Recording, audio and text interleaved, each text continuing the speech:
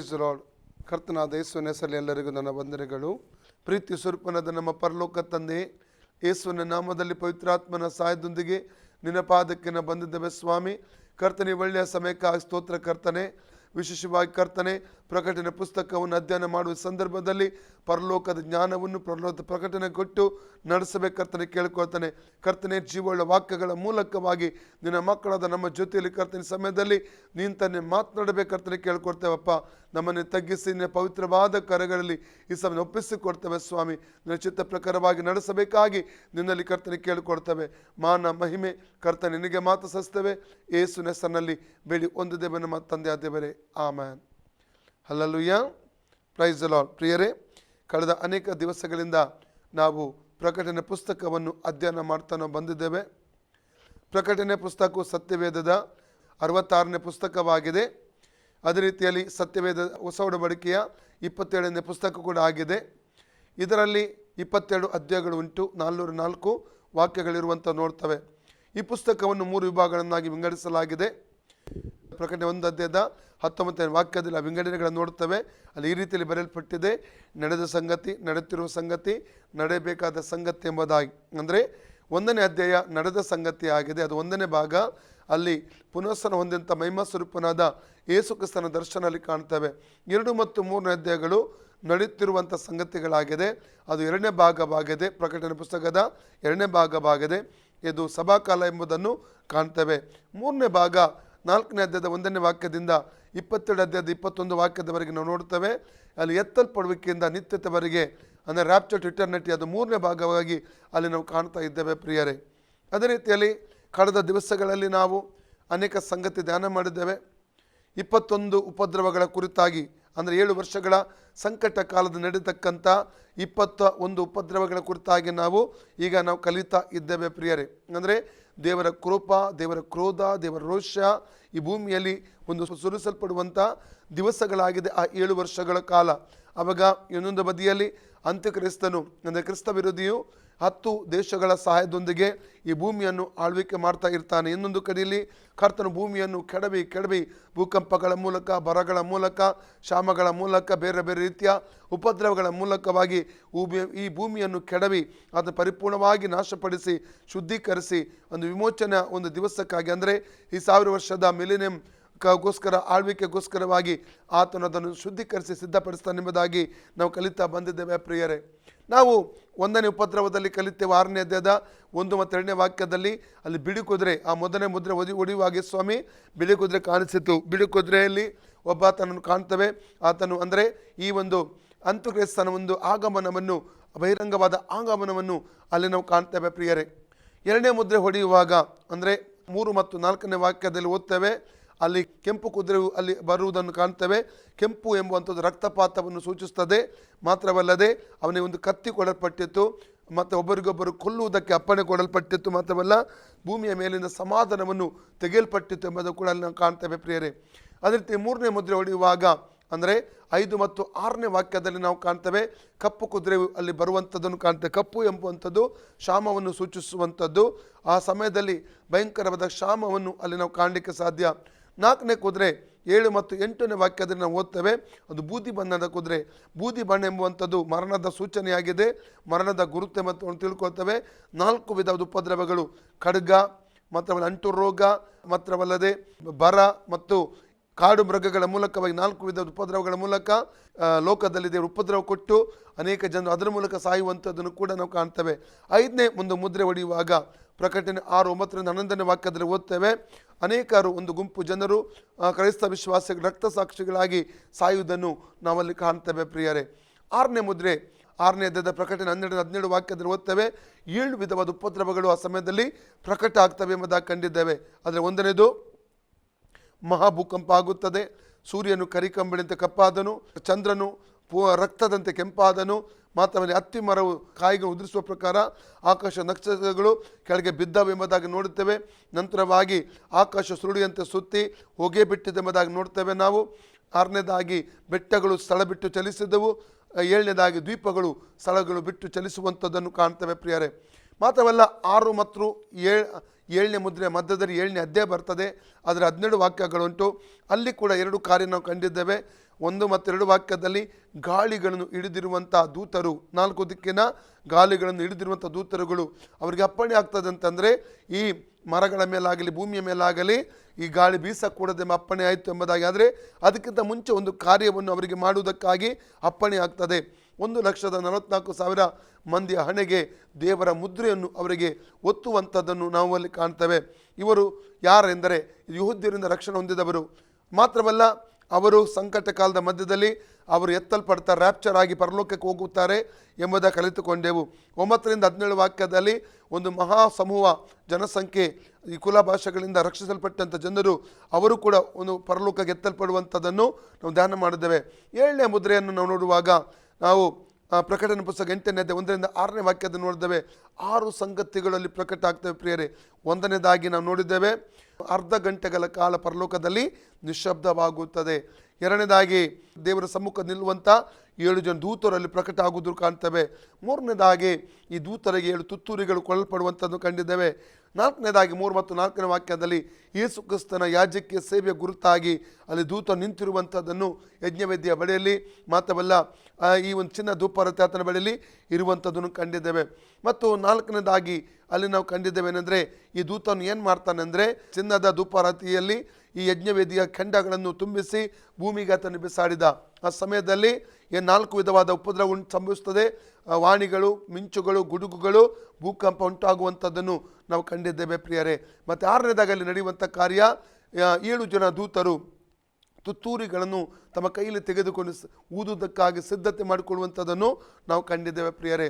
8ನೇ ಉಪದ್ರವ ಅಂದರೆ ಮೊದಲ ತುತ್ತೂರಿ, 8ನೇ ಉಪದ್ರವ, 7 ವರ್ಷದ ಉಪದ್ರವ ಕಾಲದ 8ನೇ ಉಪದ್ರವ ಅಥವಾ ಮೊದಲ ತುತ್ತೂರಿಯ ಉಪದ್ರವ ನಾವು ನೋಡಿದ್ದೇವೆ, ಕಲಿತುಕೊಂಡಿದ್ದೇವೆ. ಅದು 8ನೇ ಅಧ್ಯಾಯದ 7ನೇ ವಾಕ್ಯದಲ್ಲಿ ನಾವು ಕಂಡಿದ್ದೇವೆ. ಅಂದರೆ ರಕ್ತ ಕಲಸಿದ ಆ ಒಂದು ದೂತನು ತುತ್ತೂರಿ ಊದುವಾಗ ರಕ್ತ ಕಲಸಿದ ಮಳೆಯು ಮತ್ತು ಮಳೆಯು ಈ ಭೂಮಿಯಲ್ಲಿ ಬೀಳುತ್ತದೆ. ಮಾತ್ರವಲ್ಲ, ಅದರ ಜೊತೆಯಲ್ಲಿ ಬೆಂಕಿ ಬೀಳ್ತದೆ. ಅದರಿಂದಾಗಿ ಭೂಮಿಯ 3ರಲ್ಲಿ 1 ಭಾಗ ಸುಟ್ಟು ಹೋಗುತ್ತದೆ. ಮಾತ್ರವಲ್ಲದೆ ಮರಗಳಲ್ಲಿ 3ರಲ್ಲಿ 1 ಭಾಗ ಸುಟ್ಟು ಹೋಗುತ್ತದೆ. ಹಸಿರು ಹುಲ್ಲು ಕೂಡ ಸುಟ್ಟು ಹೋಗುವಂಥದ್ದನ್ನು ನಾವು 8ನೇ ಉಪದ್ರವ ಅಥವಾ ಮೊದಲ ಒಂದು ತುತ್ತೂರಿಯ ಉಪದ್ರವದಲ್ಲಿ ನಾವು ಅದನ್ನು ಕಾಣ್ತೇವೆ ಪ್ರಿಯರೇ.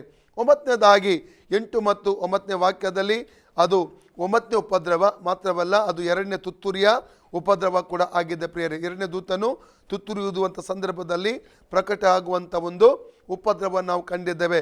ಅಂದರೆ ಬೆಟ್ಟದಂತಿರುವಂಥ ಒಂದು ವಸ್ತು, ಅದು ಉರಿಯುತ್ತಿರುವಂಥ ಪಂಜಿನಂತೆ ಅದು ಎಲ್ಲಿಗೆ ಹಾಕಲ್ಪಡ್ತಾ ಇದೆ? ಸಮುದ್ರಕ್ಕೆ ಹಾಕಲ್ಪಡ್ತಾ ಇದೆ. ಎಲ್ಲಿ ಹಾಕಲ್ಪಡ್ತಾ ಇದೆ? ಅದು ಸಮುದ್ರಕ್ಕೆ ಹಾಕಲ್ಪಡ್ತಾ ಇದೆ ಎಂಬುದಾಗಿ ನಾವು ಕಂಡಿದ್ದೇವೆ ಪ್ರಿಯರೇ. ಆವಾಗ ಏನಾಯಿತು? ಸಮುದ್ರದ ನೀರು ಏನಾಗ್ತದಂತೆ? ರಕ್ತವಾಯಿತು. ಸಮುದ್ರ ನೀರು ಏನಾಯಿತು? ರಕ್ತವಾಯಿತು. ಮಾತ್ರವಲ್ಲ, 3ರಲ್ಲಿ 1 ಭಾಗ ಜೀವಿಗಳು, ಸಮುದ್ರ ಜೀವಿಗಳು ಏನಾಗ್ತವೆ? ಸಾಯುತ್ತವೆ ಎಂಬುದಾಗಿ ನೋಡ್ತೇವೆ. ಅದು ಮಾತ್ರವಲ್ಲದೆ ಹಡಗುಗಳಲ್ಲಿ 3ರಲ್ಲಿ 1 ಭಾಗ ನಾಶವಾಯಿತು ಎಂಬುದಾಗಿ ನೋಡ್ತೇವೆ. ಅಂದರೆ ಅಪಾರ ನಷ್ಟಗಳ ಜೊತೆಯಲ್ಲಿ ಜೀವಹಾನಿ ಕೂಡ ಸಂಭವಿಸುವಂಥದ್ದನ್ನು ಈ 9ನೇ ಉಪದ್ರವ ಅಥವಾ 2ನೇ ತುತ್ತೂರಿಯ ಒಂದು ಉಪದ್ರವದ ಸಮಯದಲ್ಲಿ ನಾವಲ್ಲಿ ಕಂಡಿದ್ದೇವೆ ಪ್ರಿಯರೇ.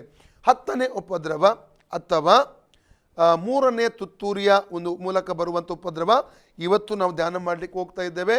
ಅದನ್ನು 10 ಮತ್ತು 11ನೇ ವಾಕ್ಯದಲ್ಲಿ ಕಾಣ್ತೇವೆ. ಅದನ್ನು ಈ ಸಂದರ್ಭದಲ್ಲಿ ಓದಿಕೊಳ್ಳೋಣ ಪ್ರಿಯರೇ. 3ನೇ ದೇವದೂತನು ತುತ್ತೂರಿಯನ್ನು ಊದಿದಾಗ ಪಂಜಿನಂತೆ ಉರಿಯುವ ಒಂದು ದೊಡ್ಡ ನಕ್ಷತ್ರವು ಆಕಾಶದಿಂದ ಬಿತ್ತು. ಅದು ನದಿಗಳ ಒಳಗೆ 3ರಲ್ಲಿ 1 ಭಾಗದ ಮೇಲೆಯೂ ನೀರಿನ ಒರತೆಗಳ ಮೇಲೆಯೂ ಬಿತ್ತು.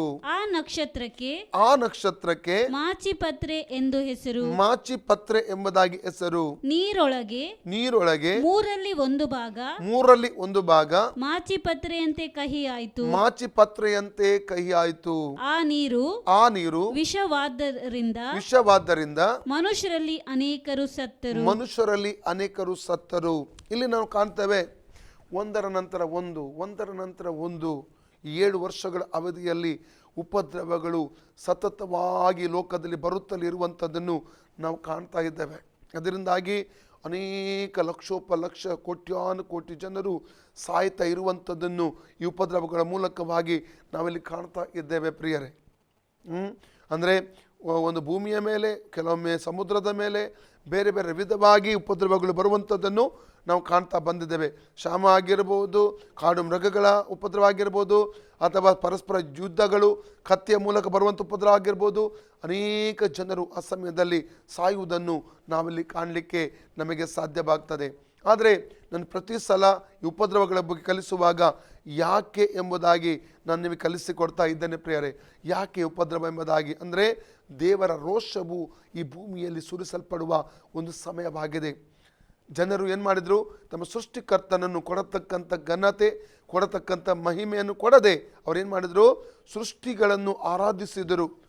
ತಾವು ಕೈಯಲ್ಲಿ ಮಾಡಿದಂಥ ಬೊಂಬೆಗಳನ್ನು ಆರಾಧಿಸಿದರು. ಮಾತ್ರವಲ್ಲದೆ ಪಾಪದಲ್ಲಿ, ಅಕ್ರಮದಲ್ಲಿ ಅವರು ಜೀವನ ಮಾಡಿದರು. ದೇವರ ಆಜ್ಞೆಗಳನ್ನು ಉಲ್ಲಂಘನೆ ಮಾಡಿದರು. ಇದರ ನಿಮಿತ್ತವಾಗಿ ದೇವರ ಕ್ರೋಧ, ದೇವರ ಕೋಪ ಈ ಭೂಮಿಯ ಮೇಲೆ ಸುರಿಸಲ್ಪಡುವುದು. ಅದಕ್ಕಿಂತಲೂ ಇನ್ನೊಂದು ದೊಡ್ಡ ಸಂಗತಿ ಏನು ಗೊತ್ತುಂಟಾ? ರಕ್ಷಕನಾದ ಯೇಸು ಸ್ವಾಮಿ ಮಾನವನಾಗಿ ಈ ಭೂಮಿಗೆ 2000 ವರ್ಷಗಳ ಹಿಂದೆ ಬಂದನು. ಈ ಲೋಕದ ಜನರು ಆತನನ್ನು ತಿರಸ್ಕಾರ ಮಾಡಿದರು ಪ್ರಿಯರೇ, ರಿಜೆಕ್ಟ್ ಮಾಡಿದರು. ಅದಕ್ಕಾಗಿ ದೇವರೇನು ಮಾಡ್ತಾ ಇದ್ದಾನೆ ಈ ಸಮಯದಲ್ಲಿ ನೋಡಿ, ನಾವು ಓದಿದ್ದೆ ಒಂದು ವಾಕ್ಯ, 2 ತೆಸಲೋನಿಕ 1ನೇ ಅಧ್ಯಾಯ, ನಾವು 8ನೇ ವಾಕ್ಯ ಓದಿಕೊಳ್ಳೋಣ. ಆತನ ಸುವಾರ್ತೆಗೆ ಒಳಪಡದವರಿಗೂ ದೇವರನ್ನು ಅರಿಯದವರಿಗೂ ಅದು ಪ್ರತಿಕಾರವನ್ನು 7 ಮತ್ತು 8 ಸೇರಿಸಿ ಓದಿ. ಯಾವಾಗ ಕೊಡುವನೆಂದರೆ ಯೇಸು ಕರ್ತನು ತನ್ನ ಶಕ್ತಿಯನ್ನು ತೋರ್ಪಡಿಸುವ ದೇವದೂತರಿಂದ ಕೂಡಿದವನಾಗಿ ಉರಿಯುವ ಬೆಂಕಿಯಲ್ಲಿ ಆಕಾಶದಿಂದ ಪ್ರತ್ಯಕ್ಷನಾಗುವ ಕಾಲದಲ್ಲಿ ಅದನ್ನು ಕೊಡುವನು. ಆಗ ನಮ್ಮ ಕರ್ತನಾದ ಯೇಸುವು ದೇವರನ್ನು ಅರಿಯದವರಿಗೂ ತನ್ನ ಸುವಾರ್ತೆಗೆ ತಮ್ಮ ಸ್ವಾರ್ಥಕ್ಕೆ ಒಳಪಡದವರಿಗೂ ಪ್ರತಿಕಾರವನ್ನು ಸಲ್ಲಿಸುವನು. ಅಂದ್ರೆ ದೇವರನ್ನು ಯಾರು ಅರಿತಿಲ್ಲ ನೋಡಿ. ಅರಿಯದವರು ಏನು ಮಾಡ್ತಾರೆ, ಅವರು ಸೃಷ್ಟಿಯನ್ನು ಪೂಜಿಸುತ್ತಾರೆ, ಕೈಯಿಂದ ಮಾಡಿದವುಗಳಿಗೆ ಅಡ್ಡ ಬೀಳುತ್ತಾರೆ. ಸೃಷ್ಟಿಕರ್ತನನ್ನು ತನ್ನ ಘನತೆಗೆ ತಕ್ಕಂತೆ ಅವರು ಆರಾಧಿಸುವುದಿಲ್ಲ, ಸ್ತುತಿಸುವುದಿಲ್ಲ. ನೋಡ್ತೇವಲ್ಲ, ರೋಮಪುರದ ಪತ್ರಿಕೆ 1ನೇ ಅಧ್ಯಾಯ ನಾವು 20ರಿಂದ 25 ವಾಕ್ಯ ಓದಿಕೊಳ್ಳೋಣ. ಹೇಗೆಂದರೆ ಕಣ್ಣಿಗೆ ಕಾಣದಿರುವ ಆತನ ಗುಣಲಕ್ಷಣಗಳು, ಅಂದರೆ ಆತನ ನಿತ್ಯ ಶಕ್ತಿಯು, ದೇವತ್ವವು ಜಗತ್ತುತ್ಪತ್ತಿಗೆ ಮೊದಲುಗೊಂಡು ಆತನು ಮಾಡಿದ ಸೃಷ್ಟಿಗಳ ಮೂಲಕ ಬುದ್ಧಿಗೆ ಗೊತ್ತಾಗಿ ಕಾಣಬರುತ್ತವೆ. ಹೀಗಿರುವುದರಿಂದ ಅವರು ಉತ್ತರವಿಲ್ಲದವರಾಗಿದ್ದಾರೆ. ಯಾಕೆಂದರೆ ದೇವರ ವಿಷಯವಾಗಿ ಅವರಿಗೆ ತಿಳುವಳಿಕೆ ಇದ್ದರೂ ಅವರು ಆತನನ್ನು ದೇವರೆಂದು ಘನಪಡಿಸಲಿಲ್ಲ. ಆತನ ಉಪಕಾರಗಳನ್ನು ನೆನೆಸಿ ಆತನನ್ನು ಸ್ತುತಿಸಲಿಲ್ಲ. ಅವರು ವಿಚಾರ ಮಾಡಿ ಫಲ ಕಾಣಲಿಲ್ಲ. ವಿವೇಕವಿಲ್ಲದ ಅವರ ಮನಸ್ಸು ಕತ್ತಲಾಯಿತು. ತಾವು ಜ್ಞಾನಿಗಳೆಂದು ಹೇಳಿಕೊಂಡು ಹುಚ್ಚರಾದರು. ಲಯವಿಲ್ಲದ ದೇವರ ಮಹಿಮೆಯನ್ನು ಬಿಟ್ಟು ಅದಕ್ಕೆ ಬದಲಾಗಿ ಲಯವಾಗುವ ಮನುಷ್ಯ, ಪಶು, ಪಕ್ಷಿ, ಸರ್ಪಾದಿಗಳ ಮೂರ್ತಿಯನ್ನು ಮಾಡಿಕೊಂಡರು. ಆದ ಕಾರಣ ಅವರು ತಮ್ಮ ಮನಸ್ಸಿನ ದುರಾಶೆಗಳಂತೆ ನಡೆದು ತಮ್ಮ ದೇಹಗಳನ್ನು ಮಾನಹೀನ ಮಾಡಿಕೊಳ್ಳಲಿ ಎಂದು ದೇವರು ಅವರನ್ನು ಹೊಲಸಾದ ನಡತೆಗೆ ಒಪ್ಪಿಸಿದನು. ಅವರು ಸತ್ಯ ದೇವರನ್ನು ಬಿಟ್ಟು ಅಸತ್ಯವಾದದನ್ನು ಹಿಡಿದುಕೊಂಡು ಸೃಷ್ಟಿಕರ್ತನನ್ನು ಪೂಜಿಸದೆ, ಯಾರನ್ನು ಪೂಜಿಸದೆ? ಸೃಷ್ಟಿಕರ್ತನನ್ನು ಪೂಜಿಸದೆ ಸೃಷ್ಟಿ ವಸ್ತುಗಳನ್ನೇ ಪೂಜಿಸಿ ಸೇವಿಸುವರಾದರು. ಸೃಷ್ಟಿಕರ್ತನೊಬ್ಬನೇ ನಿರಂತರ ಸ್ತುತಿ ಹೊಂದತಕ್ಕವನು. ಆಮೆನ್. ಹಾಗಾದ್ರೆ ಇಲ್ಲಿ ನಾವು ನೋಡ್ತಾ ಇದ್ದೇವೆ, ದೇವರ ಕ್ರೋಧ ಈ ಭೂಮಿಯಲ್ಲಿ ಪ್ರಕಟವಾಗುವಂಥ ಸಮಯ 7 ವರ್ಷಗಳು. ನಾವು ಚಪಾನ್ಯ ಪುಸ್ತಕ ತೆಗೆಯುವ 1ನೇ ಅಧ್ಯಾಯ 2ರಿಂದ 18 ಓದಿಕೊಂಡು ಮತ್ತೆ ನಾವು ಈ ಭಾಗಕ್ಕೆ ಬರುವ. ಯೆಹೋವನು ಇಂತೆನ್ನುತ್ತಾನೆ, ಯೆಹೋವನು ಇಂತೆನ್ನುತ್ತಾನೆ, ನಾನು ಭೂಮಂಡಲದಿಂದ ನಾನು ಭೂಮಂಡಲದಿಂದ ಸಮಸ್ತವನ್ನು ಅಳಿಸಿಬಿಡುವೆನು. ಸಮಸ್ತವನ್ನು ಅಳಿಸಿಬಿಡುವೆನು. ಜನ ಪಶುಗಳನ್ನು, ಜನ ಪಶುಗಳನ್ನು, ಆಕಾಶದ ಪಕ್ಷಿಗಳನ್ನು, ಆಕಾಶದ ಪಕ್ಷಿಗಳನ್ನು, ಸಮುದ್ರದ ಮೀನುಗಳನ್ನು ಸಮುದ್ರದ ಮೀನುಗಳನ್ನು ನಾಶಪಡಿಸುವೆನು. ನಾಶಪಡಿಸುವೆನು. ವಿಗ್ರಹಗಳೆಂಬ ವಿಗ್ರಹಗಳೆಂಬ ವಿಘ್ನಗಳನ್ನು ಅವುಗಳಿಗೆ ಎಡವುವ ದುಷ್ಟರನ್ನು ಅವುಗಳಿಗೆ ಎಡುವಂತ ದುಷ್ಟರನ್ನು ಸಂಹರಿಸುವೆನು. ಭೂಮಿಯ ಮೇಲಿಂದ ನರ ಸಂತಾನವನ್ನು ಕಿತ್ತು ಹಾಕುವೆನು. ನರ ಸಂತಾನವನ್ನು ಕಿತ್ತು ಹಾಕ್ತಾನೆ ಅಂತ ದೇವರು. ನೋಡಿ, ಭೂಮಿಯಿಂದಲೇ ನರ ಸಂತಾನವನ್ನು ಕಿತ್ತು ಹಾಕುತ್ತೇನೆ. ಇದು ಯೆಹೋವನ ನುಡಿ. ಇದು ಯೆಹೋವನ ನುಡಿ. ನಾನು ಯೆಹೂದದ ಮೇಲೂ, ನಾನು ಯೆಹೂದದ ಮೇಲೂ, ಯೆರೂಸಲೇಮಿನವರೆಲ್ಲರ ಮೇಲೂ, ಯೆರೂಸಲೇಮಿನೆಲ್ಲರ ಮೇಲೂ ಕೈ ಎತ್ತಿ ಈ ಸ್ಥಳದಿಂದ ಬಾಳನ ಪೂಜೆಯನ್ನು ನಿಶ್ಶೇಷಗೊಳಿಸಿ ಕೆಮಾರಿಯ ಮೊದಲಾದ ಪೂಜಾರಿಗಳನ್ನು ನಿರ್ನಾಮ ಮಾಡುವೆನು. ಮಾಳಿಗೆಗಳ ಮೇಲೆ ಆಕಾಶದ ನಕ್ಷತ್ರ ಗಣಕ್ಕೆ ಪೂಜಿಸುವರನ್ನು ಯೆಹೋವನ ಭಕ್ತರೆಂದು ಪ್ರತಿಜ್ಞೆ ಮಾಡಿಕೊಂಡು ಆರಾಧಿಸಿ ಮಲ್ಕಾಮನ ಮೇಲೆ ಆಣೆ ಇಡುವವರನ್ನು ಯೆಹೋವನನ್ನು ಆಶ್ರಯಿಸದೆ ಯೆಹೋವನ ದರ್ಶನವನ್ನು ಬಯಸದೆ ಯೆಹೋವನ ಮಾರ್ಗವನ್ನು ಬಿಟ್ಟವರನ್ನು ಧ್ವಂಸಪಡಿಸುವೆನು. ಕರ್ತನಾದ ಯೆಹೋವನ ಸನ್ನಿಧಿಯಲ್ಲಿ ಮೌನವಾಗಿರಿ. ಯೆಹೋವನ ದಿನವು ಸಮೀಪಿಸಿತು.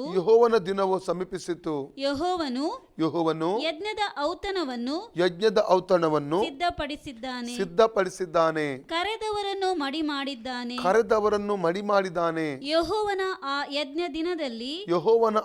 ದಿನದಲ್ಲಿ ನಾನು ದೇಶಾಧಿಪತಿಗಳನ್ನು ರಾಜ ವಂಶದವರನ್ನು ವಿದೇಶ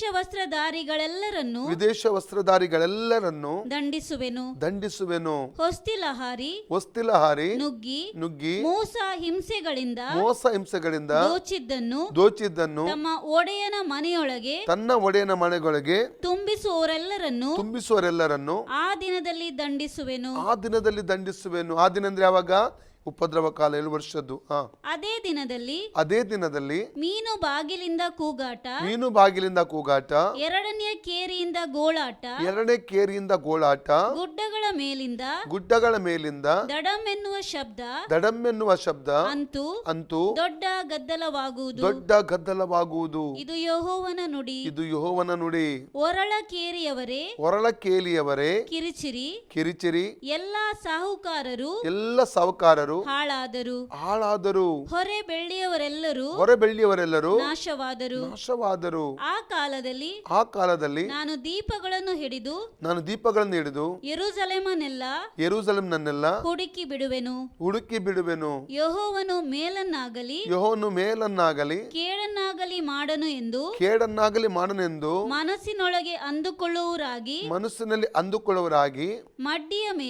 ಮಡ್ಡಿಯ ಮೇಲೆ ಮಂದವಾಗಿರುವ ದ್ರಾಕ್ಷಾರಸಕ್ಕೆ ಸಮಾನರಾದ ಜನರನ್ನು ದಂಡಿಸುವೆನು. ಅವರ ಆಸ್ತಿಯು ಸೂರೆಯಾಗುವುದು. ಅವರ ಮನೆಗಳು ಹಾಳಾಗುವವು. ಅವರು ಮನೆಗಳನ್ನು ಕಟ್ಟಿಕೊಂಡರು ಅವುಗಳಲ್ಲಿ ವಾಸಿಸರು. ತೋಟಗಳನ್ನು ಮಾಡಿಕೊಂಡರು ಅವುಗಳ ದ್ರಾಕ್ಷಾರಸವನ್ನು ಕುಡಿಯರು. ಯೆಹೋವನ ಮಹಾದಿನವು ಹತ್ತಿರವಾಯಿತು, ಸಮೀಪಿಸಿತು, ಬಹು ತ್ವರೆಯಾಗಿ ಬರುತ್ತಿದೆ. ಆಹಾ, ಕಿವಿಗೊಡಿರಿ, ಯೆಹೋವನ ದಿನವೇ ಬಂದಿತು. ಇಗೋ, ಅಲ್ಲಿ ಒಬ್ಬ ಶೂರನು ಘೋರವಾಗಿ ಗೋಳಾಡುತ್ತಿದ್ದಾನೆ. ಆ ದಿನವು ರೌದ್ರದ ದಿನ. ಯಾವ ದಿನ?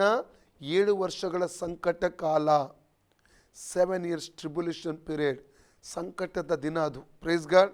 ಹೊಸ ಒಡಂಬಡಿಕೆಯಲ್ಲಿಯೂ ಹಳೆ ಒಡಂಬಡಿಕೆಯಲ್ಲಿಯೂ ಈ ದಿವಸದ ಕುರಿತಾಗಿ ಸ್ಪಷ್ಟವಾಗಿ ಉಲ್ಲೇಖಗಳನ್ನು ಕಾಣ್ತೇವೆ ನಾವು. ಓಕೆ. ಆ ದಿನವು ರೌದ್ರದ ದಿನ, ಆ ದಿನ ದೇವರ ರೌದ್ರದ ದಿನ, ಶ್ರಮ ಸಂಕಟಗಳ ದಿನ, ಶ್ರಮ ಸಂಕಟಗಳ ದಿನ, ಹಾಳು ಪಾಳು ಮಾಡುವ ದಿನ, ಆಳುಪಾಳು ಮಾಡುವ ದಿನ, ಕತ್ತಲಿನ ಮುಬ್ಬಿನ ದಿನ, ಕತ್ತಲಿನ ಮೊಬ್ಬಿನ ದಿನ, ಕಾರ್ಮುಗಿಲ ಕಗ್ಗತ್ತಲ ದಿನ, ಕಾರ್ಮುಗಿಲ ಕಗ್ಗತ್ತಲ ದಿನ, ಕೋಟೆಗಳನ್ನು ಕೋಟೆಗಳನ್ನು ದೊಡ್ಡ ಕೊತ್ತಲಗಳನ್ನು ದೊಡ್ಡ ಕೊತ್ತಲಗಳನ್ನು ಹಿಡಿಯಲು ಆರ್ಭಟಿಸಿ ಕೊಂಬೂದುವ ದಿನ, ಆರ್ಭಟಿಸಿ ಕೊಂಬೂದುವ ದಿನ. ಯೆಹೋವನಾದ ನನಗೆ ಜನರು ಪಾಪ ಮಾಡಿದ ಕಾರಣ ಕುರುಡರಂತೆ ನಡೆಯುವ ಹಾಗೆ ಅವರನ್ನು ಸಂಕಟಪಡಿಸುವೆನು. ಅವರ ರಕ್ತವು ಧೂಳಿನಂತೆ ಚೆಲ್ಲಿ ಹೋಗುವುದು. ಅವರ ಮಾಂಸವು ಮಲದ ಹಾಗೆ ಬಿದ್ದಿರುವುದು. ಯೆಹೋವನ ರೌದ್ರದ ದಿನದಲ್ಲಿ ಅವರ ಬೆಳ್ಳಿ ಬಂಗಾರಗಳು ಕೂಡ ಅವರನ್ನು ರಕ್ಷಿಸಲಾರವು. ಆತನ ರೋಷಾಗ್ನಿಯು ದೇಶವನ್ನೆಲ್ಲ ನುಂಗಿ ಬಿಡುವುದು. ಆತನು ದೇಶ ನಿವಾಸಿಗಳೆಲ್ಲರನ್ನು ಕೊನೆಗಾಣಿಸುವನು. ಹೌದು, ಘೋರವಾಗಿ ನಿರ್ಮೂಲ ಮಾಡುವನು. Praise God. ಇದು 7 ವರ್ಷಗಳಲ್ಲಿ ದೇವರು ಮಾಡುವಂಥ ಕಾರ್ಯ ಪ್ರಿಯರೇ. ಅದು ರೌದ್ರದ ದಿನ, ಕತ್ತಲೆಯ ದಿನ, ಭಯಂಕರ ದಿನ, ವೇದನೆಯ ದಿನ, ಶ್ರಮ ಸಂಕಟದ ದಿನ, ಹಿಂಸೆಯ ದಿನ, ಮಹಾಸಂಕಟದ ದಿನ. ಅನೇಕ ವಾಕ್ಯಗಳನ್ನು ಸತ್ಯವೇದದಲ್ಲಿ ಈ 7 ವರ್ಷಕ್ಕೆ ಸಂಬಂಧವಾಗಿ ಹೇಳಲ್ಪಟ್ಟಿರುವಂಥದ್ದನ್ನು ಕಾಣ್ತೇವೆ ಪ್ರಿಯರೇ. ತಿರುಗಿ ನಾವು 10ನೇ ಉಪದ್ರವ ಅಥವಾ 3ನೇ ತುತ್ತೂರಿಯ ಉಪದ್ರವದ ಕಡೆಗೆ ಬರುವ, ಅಂದರೆ 10 ಮತ್ತು 11ನೇ ವಾಕ್ಯ ದಯಮಾಡಿ ಓದಿ. 10. ಮೂರನೇ ದೂತನು ತುತ್ತೂರಿಯನ್ನು ಊದಿದಾಗ ಪಂಜಿನಂತೆ ಉರಿಯುವ ಒಂದು ದೊಡ್ಡ ನಕ್ಷತ್ರ. ಯಾವ ರೀತಿಯಲ್ಲಿ ಪಂಜು ಹೇಗಿರ್ತದೆ, ಕೈಯಲ್ಲಿ ಪಂಜು ಇಟ್ಕೊಳ್ತಾರಲ್ಲ, ಆ ರೀತಿಯಲ್ಲಿ ಉರಿಯುವಂತ ಒಂದು ದೊಡ್ಡ ನಕ್ಷತ್ರ ಆಕಾಶದಿಂದ ಬಿತ್ತು.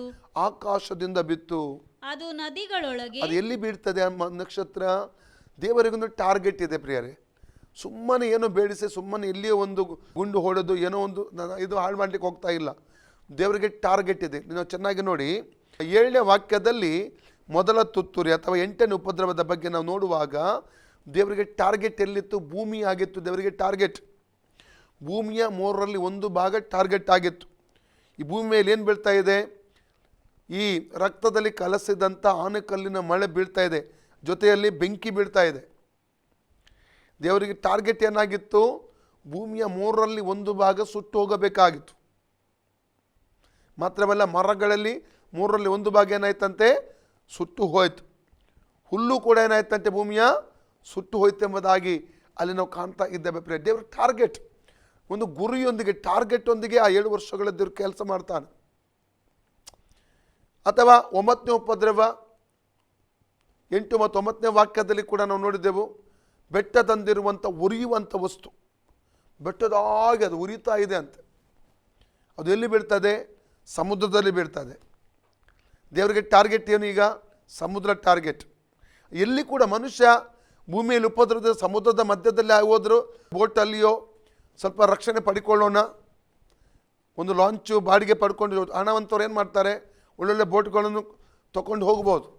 ಭೂಮಿಯಲ್ಲಿ ಈ ರೀತಿ ಉಪದ್ರವಗಳಿದೆ, ಎಲ್ಲಿ ಆ ನೀರಿನ ಮಧ್ಯದಲ್ಲಿ ಹೋಗಿ ನಾನು ವಾಸ ಮಾಡ್ತೇನೆ, ಒಂದು ಬೋಟಲ್ಲಿ ವಾಸ ಮಾಡ್ತೇನೆ ಎಂಬುದಾಗಿ ಹೇಳಿ ಐಶ್ವರ್ಯವಂತರು ಏನು ಮಾಡ್ಬೋದು? ಬೋಟಲ್ಲಿ ಹೋಗ್ಬೋದು. ಅದೇ ವಾಕ್ಯ ಏನಾಗ್ತದೆ ಗೊತ್ತುಂಟ?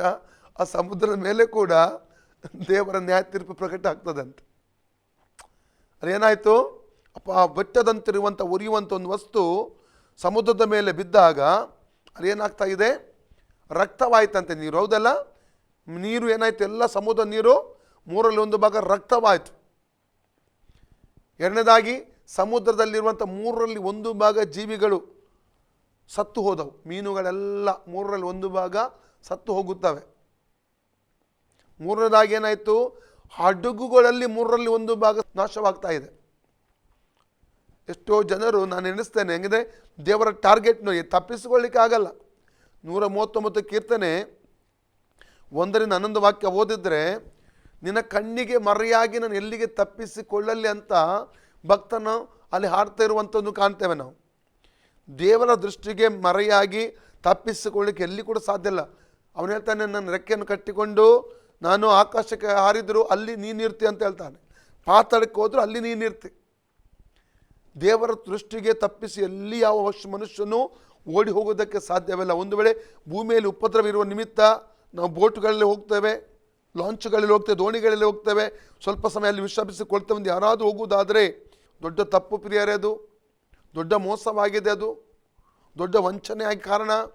ಅಲ್ಲಿ ಕೂಡ ಬಿಡಲ್ಲ, ಅಲ್ಲಿ ಕೂಡ ತಪ್ಪಿಸಿಕೊಳ್ಳಿಕ್ಕೆ ಆಗಲ್ಲ.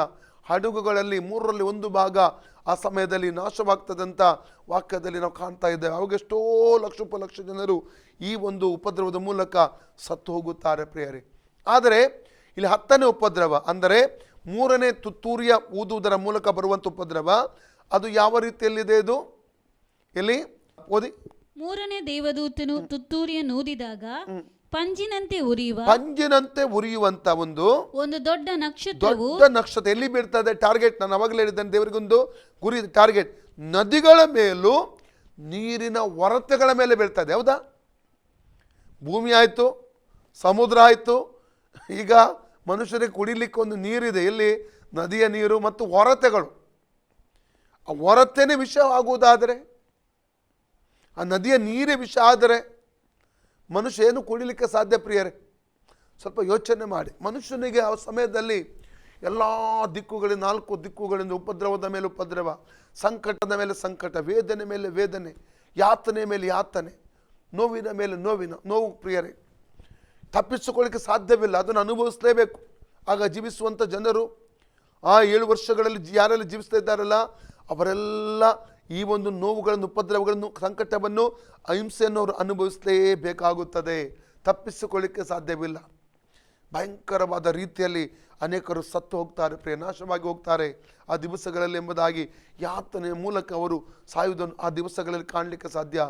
ಈಗ ಪಂಜಿನಂತಿರುವಂಥ ನಕ್ಷತ್ರ ಎಲ್ಲಿಗೆ ಬೀಳ್ತಾ ಇದೆ? ನದಿಗಳ ಮೇಲೆ, ಒರತೆಗಳ ಮೇಲೆ ಬೀಳ್ತದೆ. ಹೌದಾ? ಓದಿ. ಅದು ನದಿಗಳೊಳಗೆ 3ರಲ್ಲಿ 1 ಭಾಗದ ಮೇಲೆಯೂ ನೀರಿನ ಒರತೆಗಳ ಮೇಲೆ. ಇದರಲ್ಲಿ ದೇವರು ಎಷ್ಟು ಕೃಪಾಪೂರ್ಣನಂತ ತಿಳ್ಕೊಳ್ತವೆ. ಅಟ್ಲೀಸ್ಟ್ 1 ಭಾಗ ದೇವರು ನೀರನ್ನು, ಶುದ್ಧ ನೀರನ್ನು ಉಡಿಸ್ತಾನೆ.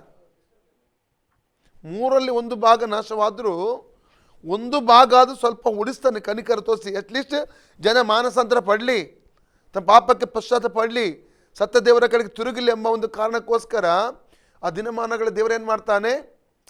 ಸ್ವಲ್ಪ ಏನು ಕರುಣೆ ತೋರಿಸ್ಬಿಡ್ತಾನೆ. ಅದು 3ರಲ್ಲಿ 1 ಭಾಗ ನದಿಯ ನೀರು, ಒರತೆಗಳು ಏನಾಗ್ತಾ ಇದೆ? ವಿಷವಾಗುವುದನ್ನು ಕಾಣ್ತವೆ. ಅದೇ ಆ ನಕ್ಷತ್ರ ಹೆಸರು ಏನಂತೆ ಗೊತ್ತುಂಟ? ಮಾಚಿಪತ್ರೆ ಏನೆಂಬುದಾಗಿ? ಮಾಚಿಪತ್ರೆ ಅಂದರೆ ಕಹಿ ಎಂಬುದಾಗಿ ಅರ್ಥ. ಆ ನದಿಗಳ ನೀರು ಎಲ್ಲವೂ ಏನಾಯ್ತಂತೆ? ಕಹಿ ಆಯ್ತಂತೆ ನೀರೆಲ್ಲ. ಮತ್ತೆ ಆ ನೀರು ವಿಷವಾದದ್ದರಿಂದ ಕುಡಿದಂಥ ಜನರೆಲ್ಲರೂ ಏನಾದ್ರಂತೆ? ಸತ್ತು ಹೋದ್ರು ಎಂಬುದಾಗಿ ನೋಡ್ತೇವೆ. ನನಗೊಂದು ಜ್ಞಾಪಕ ಬರ್ತದೆ ವಾಕ್ಯ, ವಿಮೋಚನ ಕಾಂಡ 15-22 ವಾಕ್ಯದಿಂದ ಓದುವ. ಇಸ್ರೇಲ್ ಜನರು ಐಗುಪ್ತ ದೇಶದಿಂದ ಬಿಡುಗಡೆ ಹೊಂದಿ ಅವರು ಕಾನಾನ್ಗೆ ಹೋಗುವಂಥ ಒಂದು ಸಂದರ್ಭದಲ್ಲಿ ಅವರು ಈ ಒಂದು ಅರಣ್ಯಕ್ಕೆ ಬರ್ತಾರೆ. ತುಂಬ ದಣಿದಿದ್ದಾರೆ ಅವರು. ಅವರಿಗೆ ನೀರು ಬೇಕಾಗಿತ್ತು, ನೀರಿಲ್ಲ ಅವರ ಬಳಿಯಲ್ಲಿ. ದೇವರಿಗೆ ಸ್ತೋತ್ರ, ಒಂದು ಕಡೆಯಲ್ಲಿ ಅವರಿಗೆ ನೀರು ದೇವರು ಸಿಕ್ಕಿತ್ತು. ಅವರಿಗೆ ಎಷ್ಟು ಆತುರದಿಂದ ಆ ನೀರನ್ನು ಕುಡಿದಿರ್ಬೋದು ಸ್ವಲ್ಪ ಯೋಚನೆ ಮಾಡಿ. ನಾವು ದಾಹಗೊಳ್ಳುವಾಗ ಎಷ್ಟು ಆತುರದಿಂದ ನಾವು ನೀರನ್ನು ಕುಡಿತೇವೆ, ಅದೇ ರೀತಿ ಆತುರದಿಂದ ಅವ್ರು ನೀರು ಕುಡಿದಿರ್ಬೋದು. ಆ ನೀರನ್ನು ಕುಡಿಯುವಾಗ ಆ ನೀರು ಕಹಿ ಆಗಿತ್ತೆಂಬುದಾಗಿ ಓದ್ತೇವೆ. ಅವರು ಗುಣಗುಟ್ತಾರೆ. ಅವರು ದೇವರಿಗೆ ವಿರುದ್ಧವಾಗಿಯೂ ಮೋಶೆಗೆ ವಿರುದ್ಧವಾಗಿ ಗುಣಗುಟ್ಟುವುದನ್ನು ಕಾಣ್ತೇವೆ. ಆಗ ಮೋಶ ದುಃಖ ಪಡ್ತಾನೆ, ದೇವರಿಗೆ ಮೊರೆ ಇಡ್ತಾನೆ. ದೇವರು ಹೇಳ್ತಾ ಇದ್ದಾನೆ, ದೇವರೊಂದು ಗಿಡ ತೋರಿಸ್ತಾನೆ, ಪರಿಹಾರ ತೋರಿಸ್ತಾನೆ. ಈ ಗಿಡವನ್ನು ತೆಗೆದು ಆ ನೀರಲ್ಲಿ ಹಾಕಿದರೆ ಅದರಲ್ಲಿರುವಂಥ ಕಹಿ ಹೋಗಿ ಆ ನೀರು ಸಿಹಿ ಆಗುತ್ತದೆ ಎಂಬಂಥ ಮಾತನ್ನು ಕರ್ತನು ಹೇಳಿದಾಗ ಆತನು ಹಾಗೆ ಮಾಡಿದ ಪ್ರಿಯರೇ. ನಾವು ಓದುವ ಆ ವಾಕ್ಯವನ್ನು. ವಿಮೋಚನಗಳ 15-22ನೇ ವಾಕ್ಯದಿಂದ ಓದಿ. ಬಳಿಕ ಮೋಶೆಯು ಇಸ್ರಾಯೇಲರನ್ನು ಕೆಂಪು ಸಮುದ್ರದ ಬಳಿಯಿಂದ ಪ್ರಯಾಣ ಮಾಡಿಸಲು ಅವರು ಶೂರಿನ ಅರಣ್ಯದೊಳಗೆ 3 ದಿನ ನಡೆದು ಹೋದರು. ಅಲ್ಲಿ ಅವರಿಗೆ ನೀರು ಸಿಕ್ಕಲೇ ಇಲ್ಲ. ತರುವಾಯ ಮಾರ ಎಂಬ ಸ್ಥಳವನ್ನು ಸೇರಿದರು. ಆದರೆ ಆ ಸ್ಥಳದ ನೀರು ಕಹಿಯಾಗಿದ್ದರಿಂದ ಅವರಿಗೆ ಅದನ್ನು ಕುಡಿಯುವುದಕ್ಕಾಗದೇ ಹೋಯಿತು. ಆದ್ದರಿಂದಲೇ ಆ ಸ್ಥಳಕ್ಕೆ ಮಾರ ಎಂದು ಹೆಸರಾಯಿತು. ಜನರು ನಾವೇನು ಕುಡಿಯಬೇಕೆಂದು ಮೋಶೆಯ ಮೇಲೆ ಗುನುಗುಟ್ಟುತ್ತಿರಲು ಮೋಶೆಯು ಯೆಹೋವನನ್ನು ಪ್ರಾರ್ಥಿಸಿದನು. ಆಗ ಯೆಹೋವನು ಅವನಿಗೆ ಒಂದು ಗಿಡವನ್ನು ತೋರಿಸಿದನು. ಅದನ್ನು ಆ ನೀರಿನಲ್ಲಿ ಹಾಕಿದಾಗ ನೀರು ಸಿಹಿಯಾಯಿತು. ಆಮೇನ್. ನೀರುದೇನಾಗ್ತಾ ಇದೆ? ಆ ಗಿಡವನ್ನು ದೇವರು ತೋರಿಸಿದ ಆ ಗಿಡವನ್ನು ಆ ನೀರಲ್ಲಿ ಹಾಕಿದಾಗ ಆ ನೀರು ಏನಾಯ್ತಂತೆ? ಕಹಿಯಾದ ನೀರು ಸಿಹಿ ಆಗುವಂಥದ್ದನ್ನು ನಾವಲ್ಲಿ ಕಾಣಲಿಕ್ಕೆ ನಮಗೆ ಸಾಧ್ಯ. ಆದರೆ ನಾವು ಇನ್ನೊಂದು ವಿಷಯ ತಿಳ್ಕೋಬೇಕು ಪ್ರಿಯರೇ, ಉಪದ್ರವ ಕಾಲದಲ್ಲಿ ಯಾವುದು ಪರಿಹಾರ ಇಲ್ಲ. ಕೃಪಾ ಸಮಯ ಅಲ್ಲ ಅದು. ಉಪದ್ರವ ಸಮಯದಲ್ಲಿ ಅದು ನ್ಯಾಯ ತೀರ್ಪಿನ ಒಂದು ಸಮಯ. ಭೂಲೋಕಕ್ಕೆ ನ್ಯಾಯ ತೀರಿಸುವಂಥ ಸಮಯ ಅದು. ಅಲ್ಲಿ ಪರಿಹಾರ ಯಾವುದು ಸಿಗಲ್ಲ ಪ್ರಿಯರೇ. ಇನ್ನೊಂದು ವಾಕ್ಯ ಓದಿ, ಯೆರೆಮೀಯ 8:14. ಯೆರೆಮೀಯ ಚಾಪ್ಟರ್ 8 ವರ್ಸಸ್ 14. ಆ ಕಾಲದಲ್ಲಿ ಜನರು ಹೀಗನ್ನುವರು, ಸುಮ್ಮನೆ ಕೂತಿರುವುದೇಕೆ, ಕೂಡಿಕೊಳ್ಳಿರಿ, ಕೋಟೆ ಕೊತ್ತಲಗಳ ಪಟ್ಟಣಗಳಲ್ಲಿ ಸೇರಿ ಅಲ್ಲೇ ನಾಶವಾಗೋಣ. ಆ ಕಾಲದಲ್ಲಿ ಅಂದ್ರೆ ಯಾವ ಕಾಲದಲ್ಲಿ? ಉಪದ್ರವ ಕಾಲದಲ್ಲಿ ಅಲ್ಲೇ ನಾಶವಾಗೋಣ. ನಾವು ನಮ್ಮ ದೇವರಾದ ಯೆಹೋವನಿಗೆ ಪಾಪ ಮಾಡಿದ್ದರಿಂದ ಆತನು ನಮ್ಮನ್ನು ನಾಶನಕ್ಕೆ ಗುರಿ ಮಾಡಿ ಕಹಿಯಾದ ನೀರನ್ನು ಕುಡಿಸಿದ್ದಾನಷ್ಟೇ. ಎಂತ ನೀರನ್ನು? ಕಹಿಯಾದ ನೀರನ್ನು ಕುಡಿಸಿದ್ದಾನಷ್ಟೇ. ದೇವರಿಗೆ ಸ್ತೋತ್ರ. ರಿಪೆಂಟ್ ಆಗುವ, ಪಶ್ಚಾತ್ತಾಪ ಪಡುವ, ದೇವರ ಕಡೆಗೆ ತಿರುಗಿಕೊಳ್ಳುವ ಜನರಿಗಾಗಿ ದೇವರಿಗೆ ವಂದನೆ ಹೇಳ್ತಾನೆ. ಕೆಲವು ಜನರು ಮನಸ್ಸಿಂದ ಪಡ್ತಾರೆ ಆ ಸಮಯದಲ್ಲಿ. ದೇವರಿಗೆ ಮಹಿಮೆ ಆಗಲಿ. ಇನ್ನೊಂದು ವಾಕ್ಯ ಅವಧಿ, ಯೆರೆಮೀಯ 9:15. ಜೆರೆಮೀಯ 9:15. ನಾನು ಆ ಜನರಿಗೆ ಕಹಿಯಾದ ಆಹಾರ ಪಾನಗಳನ್ನು ಕೊಡುವೆನು. ಇವರಿಗಾಗಲಿ ಇವರ ಪಿತೃಗಳಿಗಾಗಲಿ ಗೊತ್ತಿಲ್ಲದ ಜನಾಂಗಗಳ ಒಳಗೆ ಇವರನ್ನು ಚದುರಿಸಿ ಬಿಟ್ಟು ಇವರು ನಿರ್ಮೂಲವಾಗುವ ತನಕ ಖಡ್ಗವನ್ನು ಇವರ ಹಿಂದೆ ಕಳಿಸುವೆನು. ಹಲ್ಲೆಲೂಯಾ. ಇನ್ನೊಂದು ವಾಕ್ಯ, ಯೆರೆಮೀಯ 23:15. ಜೆರೆಮೀಯ 23:15. ಆದ ಕಾರಣ ಸೇನಾಧೀಶ್ವರನಾದ ಯೆಹೋವನು ಪ್ರವಾದಿಗಳ ವಿಷಯದಲ್ಲಿ ಹೀಗನ್ನುತ್ತಾನೆ, ಆಹಾ, ನಾನು ಇವರಿಗೆ ಕಹಿಯಾದ ಆಹಾರ ಪಾನಗಳನ್ನು ಕೊಡುವೆನು. ಯೆರೂಸಲೇಮಿನ ಪ್ರವಾದಿಗಳಿಂದ ಭ್ರಷ್ಟತನವು ದೇಶದಲ್ಲೆಲ್ಲ ಹರಡಿದೆ ಅಷ್ಟೇ. ದೇವರು ಸಾವಿರಾರು ವರ್ಷಗಳ ಹಿಂದೆ ಅನೇಕ ಪ್ರವಾದನೆಗಳನ್ನು ನುಡಿದಿದ್ದಾನೆ, ತಾನು ಮಾಡಲಿಕ್ಕಿರುವಂಥ ಕಾರ್ಯಗಳ ಕುರಿತಾಗಿ ಪ್ರಿಯರೇ. ಇವೆಲ್ಲವೂ ಸಂಕಟ ಕಾಲದಲ್ಲಿ ಅನೇಕ ಪ್ರವಾದನೆಗಳು ನೆರವೇರುವಂಥದ್ದನ್ನು ನಾವು ಕಾಣಲಿಕ್ಕೆ ಹೋಗ್ತೇವೆ ಪ್ರಿಯರೇ.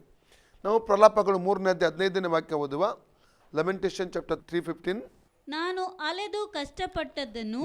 ಅಲೆದು ಕಷ್ಟಪಟ್ಟದ್ದನ್ನು ಚಿತ್ತಕ್ಕೆ ತಂದುಕೋ. ಕಹಿಯಾದ ನನ್ನ ಆಹಾರ ಪಾನಗಳನ್ನು ಜ್ಞಾಪಕ ಮಾಡಿಕೋ. 19 ವಾಕ್ಯ ಕೂಡ ಓದಿ. ಸೇಮ್ ಚಾಪ್ಟರ್, ಪ್ರಲಾಪಗಳು 3:19 ಓದಿದ್ರೆ 15 ವಾಕ್ಯ ಓದಿ. 15 ವರ್ಸ್. ಆತನು ನನಗೆ ಕಹಿಯಾದ ಆಹಾರವನ್ನು ಅಡಚಿ ವಿಷ ಪದಾರ್ಥದಿಂದ ನನ್ನನ್ನು ತಣಿಸಿದ್ದಾನೆ. ನೋಡಿ, ಎಲ್ಲ ಒಂದು ಪ್ರವಾದನೆಗಳು ಉಂಟಲ್ಲ, ಆ ಸಮಯದಲ್ಲಿ ನೆರವೇರ್ಲಿಕ್ಕೆ ಹೋಗುತ್ತದೆ ಪ್ರಿಯರೇ. ಅಂದರೆ ನದಿಗಳ ನೀರು, ಒರತೆಗಳ ನೀರೆಲ್ಲವೂ ವಿಷವಾಗುವಂಥದ್ದನ್ನು 10ನೇ ಉಪದ್ರವದ ಸಮಯದಲ್ಲಿ, ಅಂದರೆ 3ನೇ ತುತ್ತೂರಿ ಊದುವಂಥ ಸಂದರ್ಭದಲ್ಲಿ ನಡೆಯುವಂಥ ಒಂದು ಉಪದ್ರವ ನದಿಗಳ ಮೇಲೆ ಮತ್ತು ಒರತೆಗಳ ಮೇಲೆ ಒಂದು ದೊಡ್ಡ ನಕ್ಷತ್ರದಂತಿರುವಂಥ ಒಂದು ವಸ್ತು ಬಿದ್ದು ಅದೇನಾಗುತ್ತದೆ? ನೀರೆಲ್ಲವೂ ಕಹಿ ಆಗುತ್ತದೆ, ವಿಷವಾಗುತ್ತದೆ. ಅದನ್ನು ಕುಡಿದ ಎಲ್ಲ ಜನರು ಸಾಯುವುದನ್ನು ನಾವಲ್ಲಿ ಕಾಣಲಿಕ್ಕೆ ನಮಗೆ ಸಾಧ್ಯ. ನನ್ನ ಪ್ರೀತಿಯ ಸಹೋದರಿ, ಇವತ್ತು ನಮಗೆ ಬೇಕಾದಷ್ಟು ನೀರು ಸಿಗ್ತಾ ಇರಬಹುದು, ಬೇಕಾದಷ್ಟು ನೀರು ನಮಗೆ ಸಿಗ್ತದೆ. ಬಾಯರಿದಾಗ ಬೇಕಾದಾಗ ಕುಡಿಯಬಹುದು, ನಮಗೆ ಏನು ತೊಂದರೆ ಇಲ್ಲ. ಎಷ್ಟೋ ಜನರ ಮನೆಗಳಲ್ಲಿ ಬಾವಿಗಳಿವೆ, ಬೋರ್ವೆಲ್ಗಳಿವೆ, ಬೇಕಾದಷ್ಟು ಮುನ್ಸಿಪಾಲ್ಟಿ ನೀರು ಕೂಡ ಮನೆಗೆ ಬರ್ತದೆ. ಇವತ್ತು ನೀರಿನ ಕೊರತೆ ನಮಗಿಲ್ಲ ಪ್ರಿಯರೇ. ಆದರೆ ಆ ಉಪದ್ರವಗಳ ಸಮಯದಲ್ಲಿ ನೀರು ಇದ್ದರೂ ಕೂಡ ಕಹಿಯಾದಂಥ ನೀರು, ವಿಷಪೂರಿತವಾದ ನೀರನ್ನು ನಾವಲ್ಲಿ ಕಾಣ್ತೇವೆ. ಅದನ್ನು ಕುಡಿದಾಗ ಅನೇಕರು ಲಕ್ಷೋಪಲಕ್ಷ ಜನರು ಸಾಯುವುದನ್ನು ಕಾಣಲಿಕ್ಕೆ ನಮಗೆ ಸಾಧ್ಯವಾಗ್ತದೆ ಪ್ರಿಯರೇ. 11ನೇ ಉಪದ್ರವ ಅಥವಾ 4ನೇ ದೇವದೂತನು ತುತ್ತೂರಿ ಊದುವಾಗ ಸಂಭವಿಸುವಂಥ ಉಪದ್ರವದ ಬಗ್ಗೆ ನಾವೀಗ ನೋಡುವ. 12ನೇ ವಾಕ್ಯ ಓದಿಕೊಳ್ಳಿ ಯಾರಾದರೂ. 12 ವರ್ಸ್. ನಾಲ್ಕನೇ ದೇವದೂತನು ತುತ್ತೂರಿಯನ್ನು ಊದಿದಾಗ ಸೂರ್ಯ ಚಂದ್ರ ನಕ್ಷತ್ರಗಳ ಒಳಗೆ ಮೂರರಲ್ಲಿ ಒಂದು ಭಾಗವು ಬಡಿಯಲ್ಪಟ್ಟು ಕತ್ತಲಾಯಿತು. ಆದುದರಿಂದ ಹಗಲಿನೊಳಗೆ ಮೂರರಲ್ಲಿ ಒಂದು ಭಾಗವು ಪ್ರಕಾಶವಿಲ್ಲದೆ ಇತ್ತು. ರಾತ್ರಿಯೂ ಹಾಗೆಯೇ ಆಯಿತು. ನೋಡಿ, ಈಗ ನೋಡಿ, ಒಂದೊಂದು ಉಪದ್ರವಗಳು ಸಂಭವಿಸುವಾಗ ಒಂದೊಂದು ಟಾರ್ಗೆಟ್, ಒಂದೊಂದು ಗುರಿ ದೇವರಿಗೆ ಇರುವುದು ನೋಡ್ತವೆ. ಈ ತುತ್ತೂರಿಯ ಬಗ್ಗೆನೇ ನಾವು ನೋಡುವ. ಮೊದಲ ತುತ್ತೂರಿಯಲ್ಲಿ ದೇವರು ಏನು ಮಾಡಿದ? ಭೂಮಿಯ ಮೇಲೆ ರಕ್ತ ಕಲಿಸಿದಂತಹ ಆನೆಕಲ್ಲಿನ ಮಳೆ ಜೊತೆಯಲ್ಲಿ ಬೆಂಕಿಯನ್ನು ಸುರಿಸಿಬಿಟ್ಟ. ಮೂರರಲ್ಲಿ ಒಂದು ಭಾಗ ಭೂಮಿ ಏನಾಯಿತು? ಸುಟ್ಟು ಹೋಯಿತು. ಮೂರರಲ್ಲಿ ಒಂದು ಭಾಗ ಭೂಮಿಯ ಮರಗಳು ಸುಟ್ಟು ಹೋದವು. ಹುಲ್ಲು ಎಲ್ಲವೂ ಭೂಮಿಯದ್ದೇನಾಯಿತು? ಸುಟ್ಟು ಹೋಯಿತು. ಎರಡನೇ ತುತ್ತೂರಿಯಲ್ಲಿ ಏನು ಸಂಭವಿಸಿತ್ತು? ಸಮುದ್ರದ ಮೇಲೆ ಬೆಟ್ಟದಂತಿರುವಂಥ ಉರಿಯುವಂಥ ಒಂದು ವಸ್ತುವನ್ನು ದೇವರು ಎಸೆಯುತ್ತಾನೆ. ಅವಾಗೇನು ಸಂಭವಿಸ್ತದೆ? ಸಮುದ್ರದ ನೀರು ರಕ್ತವಾಗುತ್ತೆ. ಮೂರರಲ್ಲಿ ಒಂದು ಭಾಗ ರಕ್ತವಾಗುತ್ತದೆ. ಮಾತ್ರವಲ್ಲದೆ ಮೂರರಲ್ಲಿ ಒಂದು ಭಾಗ ಸಮುದ್ರದಲ್ಲಿರುವಂಥ ಜೀವಿಗಳು ಸತ್ತು ಹೋಗುತ್ತವೆ. ಮೂರರಲ್ಲಿ ಒಂದು ಭಾಗ ಹಡಗುಗಳು ನಾಶವಾಗುವಂಥದ್ದನ್ನು ನಾವು ಕಾಣ್ತೇವೆ ಪ್ರಿಯರೇ. ಭೂಮಿ ಮೇಲೆ ಉಪದ್ರವ, ಸಮುದ್ರದ ಮೇಲೆ ಉಪದ್ರವ. ಮೂರನೇ ತುತ್ತೂರಿ ಊದಲ್ಪಡುವಾಗ ಏನು ಸಂಭವಿಸ್ತದೆ? ನಕ್ಷತ್ರದಂತೆ ಒಂದು ವಸ್ತು, ಉರಿಯುವಂಥ ವಸ್ತು ಎಲ್ಲಿ ಹಾಕಲ್ಪಡ್ತದೆ? ನದಿಗಳ ಮೇಲೂ ಒರತೆಗಳ ಮೇಲೂ. ನದಿ ಮತ್ತು ಒರತೆಗಳ ನೀರೇನಾಯಿತು? ಕಹಿ ಆಯಿತು, ವಿಷಪೂರಿತವಾಯಿತು. ಅದನ್ನು ಕುಡಿದವರೆಲ್ಲರೂ ಸತ್ತು ಹೋದರೆ ಎಂಬುದಾಗಿ ನಾವು ಕಾಣ್ತೇವೆ ಪ್ರಿಯರೇ. ಆದರೆ ನಾಲ್ಕನೇ ತುತ್ತೂರಿ ಅಂದರೆ 11ನೇ ಉಪದ್ರವದ ಬಗ್ಗೆ ನಾವು ಓದುವಾಗ ಅದು ಏನಾಗ್ತಾ ಇದೆ? ಸೂರ್ಯ, ಚಂದ್ರ, ನಕ್ಷತ್ರಗಳು ಬಡಿಯಲ್ಪಡುತ್ತವೆ, ಕಾಂತಿಹೀನವಾಗುತ್ತವೆ. ಬೆಳಕನ್ನು ಕೊಡದೇ ಇರುವಂಥದ್ದನ್ನು ನಾವಲ್ಲಿ ಕಾಣಲಿಕ್ಕೆ ನಮಗೆ ಸಾಧ್ಯ ಪ್ರಿಯರೇ. ಸ್ವಲ್ಪ ಯೋಚಿಸಿರಿ. ಮೂರರಲ್ಲಿ ಒಂದು ಭಾಗ ಹಗಲಲ್ಲಿ ಬೆಳಕು ಇಲ್ಲದೆ ಹೋದರೆ ಏನು ಸಂಭವಿಸಬಹುದು? ಸ್ವಲ್ಪ ಯೋಚನೆ ಮಾಡಿ. ಏನು ಆಗಬಹುದು? ಒಂದು ದಿವಸ ತುಂಬ ಖುಷಿಯಾಗಿ ಮಕ್ಕಳೆಲ್ಲ ಆಟ ಆಡ್ತಾರೆ, ಖುಷಿ ಪಡ್ತಾರೆ. ಆದರೆ ಕೆಲವು ದಿವಸಗಳವರೆಗೆ, ಕೆಲವು ತಿಂಗಳವರೆಗೆ ಇದೇ ರೀತಿ ಆಗುವುದಾದರೆ ಏನು ಸಂಭವಿಸಬಹುದು? ಸ್ವಲ್ಪ ಯೋಚನೆ ಮಾಡಿ ಪ್ರಿಯರೇ. ಅದಕ್ಕೆ ಅನೇಕ ವಾಕ್ಯಗಳನ್ನು ಕೊಡ್ತೇನೆ. ಯೆಶಾಯನ ಪುಸ್ತಕ 13:6-10 ವಾಕ್ಯ, ಬುಕ್ ಆಫ್ ಐಸಾ 13 ಚಾಪ್ಟರ್ 6-10 ವಾಕ್ಯ ಕೂಡ ಓದಿ.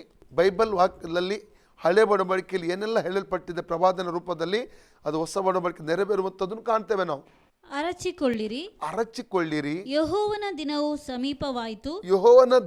ಸಮೀಪವಾಯಿತು. ಅದು ಸರ್ವಶಕ್ತನಿಂದ ನಾಶರೂಪವಾಗಿ ಬರುವುದು. ಅದರಿಂದ ಎಲ್ಲರ ಕೈ ಜೋಲು ಬೀಳುವುದು. ಎಲ್ಲರ ಹೃದಯ ಕರಗಿ ನೀರಾಗುವುದು. ಅವರು ಬೆಚ್ಚಿ ಬೀಳುವರು. ಯಾತನೆ ವೇದನೆಗಳು ಅವರನ್ನು ಆಕ್ರಮಿಸುವವು. ಹೆರುವ ಹೆಂಗಸಿನಂತೆ ಸಂಕಟ ಪಡುವರು. ಒಬ್ಬರನ್ನೊಬ್ಬರು ನೋಡಿ ವಿಸ್ಮಯ ಪಡುವರು. ಅವರ ಮುಖಗಳು ತಲ್ಲಣದಿಂದ ಬೆಂಕಿಯಾಗುವವು. ಇಗೋ ಯೆಹೋವನ ದಿನವು ಬರುತ್ತಿದೆ. ಅದು ಭೂಮಿಯನ್ನು ಹಾಳು ಮಾಡಿ ಪಾಪಿಗಳನ್ನು ನಿರ್ಮೂಲಪಡಿಸುವುದಕ್ಕೆ ಆತನ ಕೋಪೋದ್ರೇಕದಿಂದಲೂ ತೀಕ್ಷ್ಣ ರೋಷದಿಂದಲೂ ಕ್ರೂರವಾಗಿರುವುದು. ಆಕಾಶದ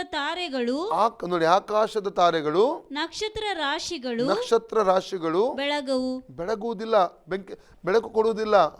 ಸೂರ್ಯನು ಮೂಡುತ್ತಲೇ ಕತ್ತಲಾಗುತ್ತಾನೆ. ಚಂದ್ರನು ಪ್ರಕಾಶಿಸನು. ನೋಡಿ, ವಾಕ್ಯದಲ್ಲಿ ಏನು ಹೇಳಲ್ಪಟ್ಟಿದೆ ಅದು ನಡಿಲಿಕ್ಕೆ ಹೋಗುತ್ತದೆ ಪ್ರಿಯರೇ. ಯೆಶಾಯನ ಪುಸ್ತಕ 34:1-4 ವಾಕ್ಯ ಓದುವ. ಜನಾಂಗಗಳೇ ಸಮೀಪಿಸಿ ಕೇಳಿರಿ. ಜನಗಳೇ ಕಿವಿಗೊಡಿರಿ. ಭೂಮಿಯು ಅದರಲ್ಲಿರುವ ಸಮಸ್ತವು ಲೋಕವು ಅದರಿಂದ ಉದ್ಭವಿಸುವುದೆಲ್ಲವೂ ಆಲಿಸಲಿ. ಯೆಹೋವನು ಸಕಲ ಜನಾಂಗಗಳಲ್ಲಿ ಕೋಪ ಮಾಡಿ ಅವುಗಳ ಸೈನ್ಯದ ಮೇಲೆ ರೋಷಗೊಂಡು ಅವರನ್ನು ಕೊಲೆಗೆ ಈಡು ಮಾಡಿ, ಅವರಿಗಿನ್ನು ಕೊಲೆಗೆ ನೋಡಿ, ಕೊಲೆಗೆ ಈಡು ಮಾಡಿ. ಎಷ್ಟೋ ಜನ ಕೊಲೆ ಸಾಯಿಸಲ್ಪಡ್ತಾರೆ, ಕೊಲೆಗೆ ಈಡು ಮಾಡಿ ನಿಶ್ಶೇಷವಾಗಿ ಸಂಹರಿಸಿದ್ದಾನಷ್ಟೇ. ನಿಶ್ಶೇಷವಾಗಿ ಸಂಹರಿಸಿದಾನಷ್ಟೇ. ಅವರಲ್ಲಿ ಹತರಾದವರು ಬಿಸಾಡಲ್ಪಡುವರು.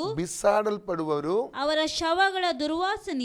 ಶವಗಳ ದುರ್ವಾಸನೆಯು ಮೇಲಕ್ಕೆ ಬಡಿಯುವುದು. ಅವರ ರಕ್ತ ಪ್ರವಾಹದಿಂದ ಗುಡ್ಡಗಳು ಕರಗುವವು. ನಕ್ಷತ್ರ ಸೈನ್ಯವೆಲ್ಲ ಕ್ಷಯಿಸುವುದು. ನಕ್ಷತ್ರ ಸೈನ್ಯ ಏನಾಗ್ತದೆ? ಕ್ಷಯಿಸುತ್ತದೆ. ಆಕಾಶ ಮಂಡಲವು ಸುರುಳಿಯಂತೆ ಸುತ್ತಿಕೊಳ್ಳುತ್ತದೆ. ದ್ರಾಕ್ಷ ಎಲೆ ಒಣಗಿ ಗಿಡದಿಂದ ಬೀಳುವಂತೆಯೂ ಅಂಜೂರದ ಮರದಿಂದ ತರಗು ಉದುರುವ ಹಾಗೂ ತಾರಾಮಂಡಲವೆಲ್ಲ ಬಾಡಿ ಬೀಳುತ್ತದೆ. ವಾಕ್ಯದಲ್ಲಿ ಸ್ಪಷ್ಟವಾಗಿ ನಾವು ಓದ್ತೇವೆ. ಆ 7 ವರ್ಷಗಳು ನಡೆಯುವಂತ ಒಂದು ಸಂಗತಿಗಳನ್ನು ಇಲ್ಲಿ ನಾವು ಓದ್ತಾ ಇದ್ದೇವೆ ಪ್ರಿಯರೇ. ಎಜೆಕಿಯೇಲ್ 32:7-10 ವಾಕ್ಯ ಓದಿ. Book of Ezekiel 32 chapter 7-10. ಫರೋಹನೇ, ನಾನು ನಿನ್ನ ಬೆಳಕನ್ನು ನಂದಿಸುವಾಗ ಆಕಾಶಕ್ಕೆ ಮುಸುಕು ಹಾಕಿ ಅಲ್ಲಿನ ನಕ್ಷತ್ರಗಳನ್ನು ಮಂಕು ಮಾಡಿ ಸೂರ್ಯನನ್ನು ಮೋಡದಿಂದ ಮುಚ್ಚಿಬಿಡುವೆನು. ಚಂದ್ರನು ಪ್ರಕಾಶಿಸನು ನಿನ್ನ ಮೇಲೆ. ನೋಡಿ, ಸೂರ್ಯನ ಮೇಲೆ ಏನು? ಸೂರ್ಯನನ್ನು ಮೋಡದಿಂದ ಮುಚ್ಚಿಬಿಡುವೆನು. ಸೂರ್ಯನನ್ನು ಮೋಡದಿಂದ ಮುಚ್ಚುತ್ತಾನಂತೆ. ಚಂದ್ರ ಪ್ರಕಾಶಿಸನು ನಿನ್ನ ಮೇಲೆ ಆಕಾಶದಲ್ಲಿ ಮಿನುಗುವ ಸಕಲ ಜ್ಯೋತಿಗಳನ್ನು ನಾನು ಮಸುಕು ಮಾಡಿ. ಅಂದ್ರೆ ಜ್ಯೋತಿ ಅಂದ್ರೆ ಯಾವುದು? ತಾರೆಗಳು ಅಂದ್ರೆ ನಕ್ಷತ್ರಗಳು. ನಾನು ಮಸುಕು ಮಾಡಿ ನಿನ್ನ ದೇಶದಲ್ಲಿ ಕತ್ತಲನ್ನೊಡ್ಡುವೆನು. ಇದು ಕರ್ತನಾದ ಯೆಹೋವನ ನುಡಿ. ನಾನು ನಿನ್ನ ನಾಶನದ ಸುದ್ದಿಯನ್ನು ಜನಾಂಗಗಳಲ್ಲಿ ನಿನಗೆ ತಿಳಿಯದ ದೇಶಗಳಿಗೂ ಮುಟ್ಟಿಸುವಾಗ ಆ ಬಹು ಜನಾಂಗಗಳ ಮನಸ್ಸು ಕಳವಳಪಡುವುದು. ಹೌದು, ಬಹು ಜನಾಂಗಗಳು ನಿನ್ನ ಗತಿಗೆ ಬೆಚ್ಚಿ ಬೆರಗಾಗುವಂತೆ ಮಾಡುವೆನು. ನಾನು ನನ್ನ ಖಡ್ಗವನ್ನು ಅವುಗಳ ಅರಸರ ಕಣ್ಣೆದುರಿಗೆ ಬೀಸುವಾಗ ಅವರು ನಿನ್ನ ದುರ್ಗತಿಯನ್ನು ನೆನೆಸಿ ಭಯಭ್ರಾಂತರಾಗುವರು. ನಿನ್ನ ಪತನ ದಿನದಲ್ಲಿ ಪ್ರತಿಯೊಬ್ಬನು ತನ್ನ ಪ್ರಾಣಾಪಾಯಕ್ಕೆ ಕ್ಷಣ ಕ್ಷಣವೂ ನಡುಗುವನು. Praise God. ಇದು ಯಾವಾಗ ನಡೆಯುತ್ತ ಕಾರ್ಯ? ಪ್ರಕಟಣೆ ಪುಸ್ತಕದಲ್ಲಿ ಸಂಕಟ ಕಾಲದಲ್ಲಿ 7 ವರ್ಷದ ಉಪದ್ರವ ಕಾಲದಲ್ಲಿ ನಡೆಯುವಂಥ ಕಾರ್ಯಗಳನ್ನೇ ಹಳೆಯ ಪ್ರವಾದನೆ ಪುಸ್ತಕಗಳಲ್ಲಿ ಕರ್ತನು ಬರೆದಿಟ್ಟಿದ್ದಾನೆ ಪ್ರಿಯರೇ. ಎಷ್ಟೋ ಸಾವಿರಾರು ವರ್ಷಗಳ ಹಿಂದೆ ಬರೆಯಲ್ಪಟ್ಟಂಥ ಪ್ರವಾದನೆಗಳು ಸಂಕಟ ಕಾಲದಲ್ಲಿ ಉಪದ್ರವ ಕಾಲದಲ್ಲಿ ನೆರವೇರುವುದನ್ನು ನಾವಲ್ಲಿ ಕಾಣಲಿಕ್ಕೆ ನಮಗೆ ಸಾಧ್ಯವಾಗ್ತದೆ ಪ್ರಿಯರೇ. ಇನ್ನೊಂದು ವಾಕ್ಯ, ಯೋಯೇಲನ ಪುಸ್ತಕ 2:10-11 ವಾಕ್ಯ. Book of Joel chapter 2 10-11 verse. ಅವುಗಳ ಆಗಮನದಿಂದ ಭೂಮಿ ಕಂಪಿಸುತ್ತದೆ, ಆಕಾಶ ಮಂಡಲವು ನಡುಗುತ್ತದೆ, ಸೂರ್ಯ ಚಂದ್ರರು ಮಂಕಾಗುತ್ತಾರೆ, ನಕ್ಷತ್ರಗಳು ಕಾಂತಿಯನ್ನು ಅಡಗಿಸಿಕೊಳ್ಳುತ್ತವೆ. ಯೆಹೋವನು ತನ್ನ ಸೈನ್ಯದ ಮುಂದೆ ದನಿಗೆಯುತ್ತಾನೆ. ಆತನ ದಂಡು ಬಹುದೊಡ್ಡದು. ತನ್ನ ಮಾತನ್ನು ನೆರವೇರಿಸಿಕೊಳ್ಳುವಾತನು ಬಲಿಷ್ಠನಾಗಿದ್ದಾನೆ. ಯೆಹೋವನ ದಿನವು ಮಹತ್ತರವು ಅತಿ ಭಯಂಕರವೂ ಆಗಿದೆ. ಅದನ್ನು ತಾಳಿಕೊಳ್ಳುವವರು ಯಾರು? ನೋಡಿ, ವಾಕ್ಯದಲ್ಲಿ ಸ್ಪಷ್ಟವಾಗಿ ಹಳೆ ಒಡಂಬಡಿಕೆಯಲ್ಲಿ ಬರೆದಿರುವಂತನ್ನು ಅಲ್ಲಿ ಕಾಣ್ತಾ ಇದ್ದೇವೆ ಪ್ರಿಯರೇ. 31ನೇ ವಾಕ್ಯವದಿ ಅದೇ ಅಧ್ಯಾಯದಲ್ಲಿ ಯೋಯೇಲ 2:31, ಜಾಯಲ್ 2:31. ಸೂರ್ಯನು ಕತ್ತಲಾಗುವನು, ಕತ್ತಲಾಗ್ತಾನೆ, ಚಂದ್ರ ರಕ್ತವಾಗ್ತಾನೆ. Praise God. ಇನ್ನೊಂದು ವಾಕ್ಯ ಓದಿ, ಯೋಯೇಲ 3:15, ಜಾಯಲ್ 3:15. ಸೂರ್ಯ ಚಂದ್ರರು ಮಂಕಾಗುತ್ತಾರೆ, ನಕ್ಷತ್ರಗಳು ಕಾಂತಿಯನ್ನು ಅಡಗಿಸಿಕೊಳ್ಳುತ್ತವೆ. ವಾಕ್ಯದಲ್ಲಿ ಸ್ಪಷ್ಟವಾಗಿ ನೋಡ್ತೇವೆ ನಾವು. ಹೊಸ್ತೇನಲ್ಲ, ಹಳೆ ಒಡಂಬಡಿಕೆಯಲ್ಲೇ ದೇವರು ಹೇಳಿದ್ದಾನೆ ಇದೆಲ್ಲ ನಡೀಲಿಕ್ಕಿದೆ ಎಂಬುದಾಗಿ. ಓಕೆ, ನಾವು ಸುವಾರ್ತೆಯಲ್ಲಿ ಕೂಡ ನಾವು ನೋಡುವ. ಮತ್ತಾಯ 24ನೇ ಅಧ್ಯಾಯ 29ನೇ ವಾಕ್ಯದಿಂದ. ಆ ದಿನಗಳ ಸಂಕಟವು ತೀರಿದ ಕೂಡಲೇ, ದಿನಗಳ ಸಂಕಟ ತೀರಿದ ಕೂಡಲೇ ಸೂರ್ಯನು ಕತ್ತಲಾಗಿ ಹೋಗುವನು, ಸೂರ್ಯನು ಕತ್ತಲಾಗಿ ಹೋಗುವನು, ಚಂದ್ರನು ಬೆಳಕು ಕೊಡದೆ ಇರುವನು, ನೋಡಿ, ಚಂದ್ರನು ಬೆಳಕು ಕೊಡದೆ ಹೋಗುವನು, ನಕ್ಷತ್ರಗಳು ಆಕಾಶದಿಂದ ಉದುರುವುವು, ಆಕಾಶದಿಂದ ಉದುರುವವು, ಆಕಾಶದ ಶಕ್ತಿಗಳು ಕದಲುವು, ಆಕಾಶದ ಶಕ್ತಿಗಳು ಕದಲುವವು. ವಾಕ್ಯ ಹೇಳಿದ್ಯಾ? ಓಕೆ, ಮುಂದೆ ಓದಿ.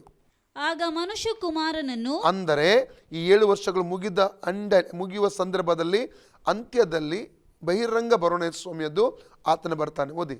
ಆಗ ಮನುಷ್ಯ ಕುಮಾರನನ್ನು ಸೂಚಿಸುವ ಗುರುತು, ಆಗ ಮನುಷ್ಯ ಕುಮಾರನನ್ನು ಸೂಚಿಸುವಂತ ಗುರುತು ಆಕಾಶದಲ್ಲಿ ಕಾಣಬರುವುದು, ಆಕಾಶದಲ್ಲಿ ಕಾಣಬರುವುದು. ಆಗ ಭೂಲೋಕದಲ್ಲಿರುವ ಎಲ್ಲಾ ಕುಲದವರು, ಆಗ ಭೂಲೋಕದಲ್ಲಿರುವ ಎಲ್ಲಾ ಕುಲದವರು ಎದೆ ಬಡಕೊಳ್ಳುವರು, ಮತ್ತು ಮನುಷ್ಯ ಕುಮಾರನು ಬಲದಿಂದಲೂ ಬಹು ಮಹಿಮೆಯಿಂದಲೂ ಆಕಾಶದ ಮೇಘಗಳ ಮೇಲೆ ಬರುವುದನ್ನು ಕಾಣುವರು. ಮತ್ತು ಆತನು ತುತ್ತೂರಿಯ ಮಹಾಶಬ್ದದಿಂದ ತನ್ನ ದೂತರನ್ನು ಕಳುಹಿಸುವನು.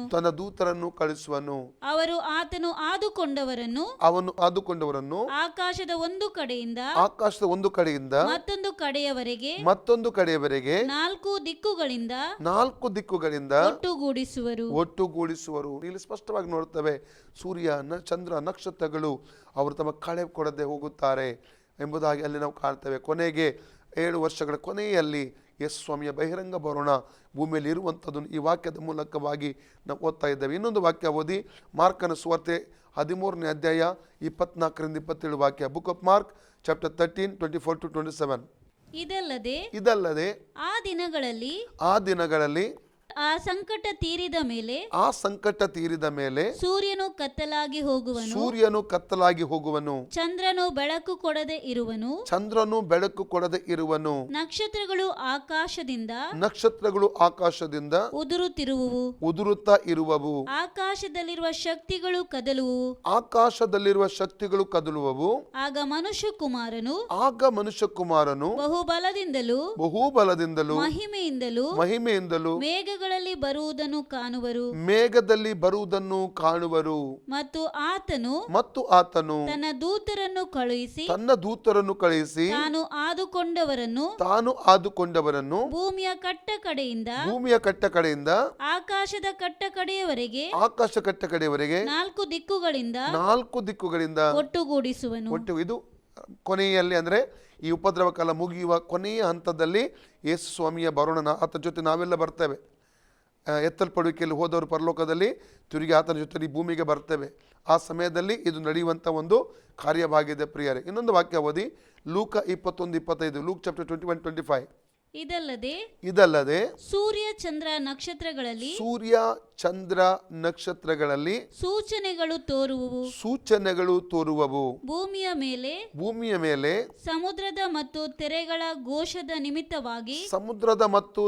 ಘೋಷದ ನಿಮಿತ್ತವಾಗಿ ಜನಗಳಿಗೆ ದಿಕ್ಕು ಕಾಣದೆ ಸಂಕಟ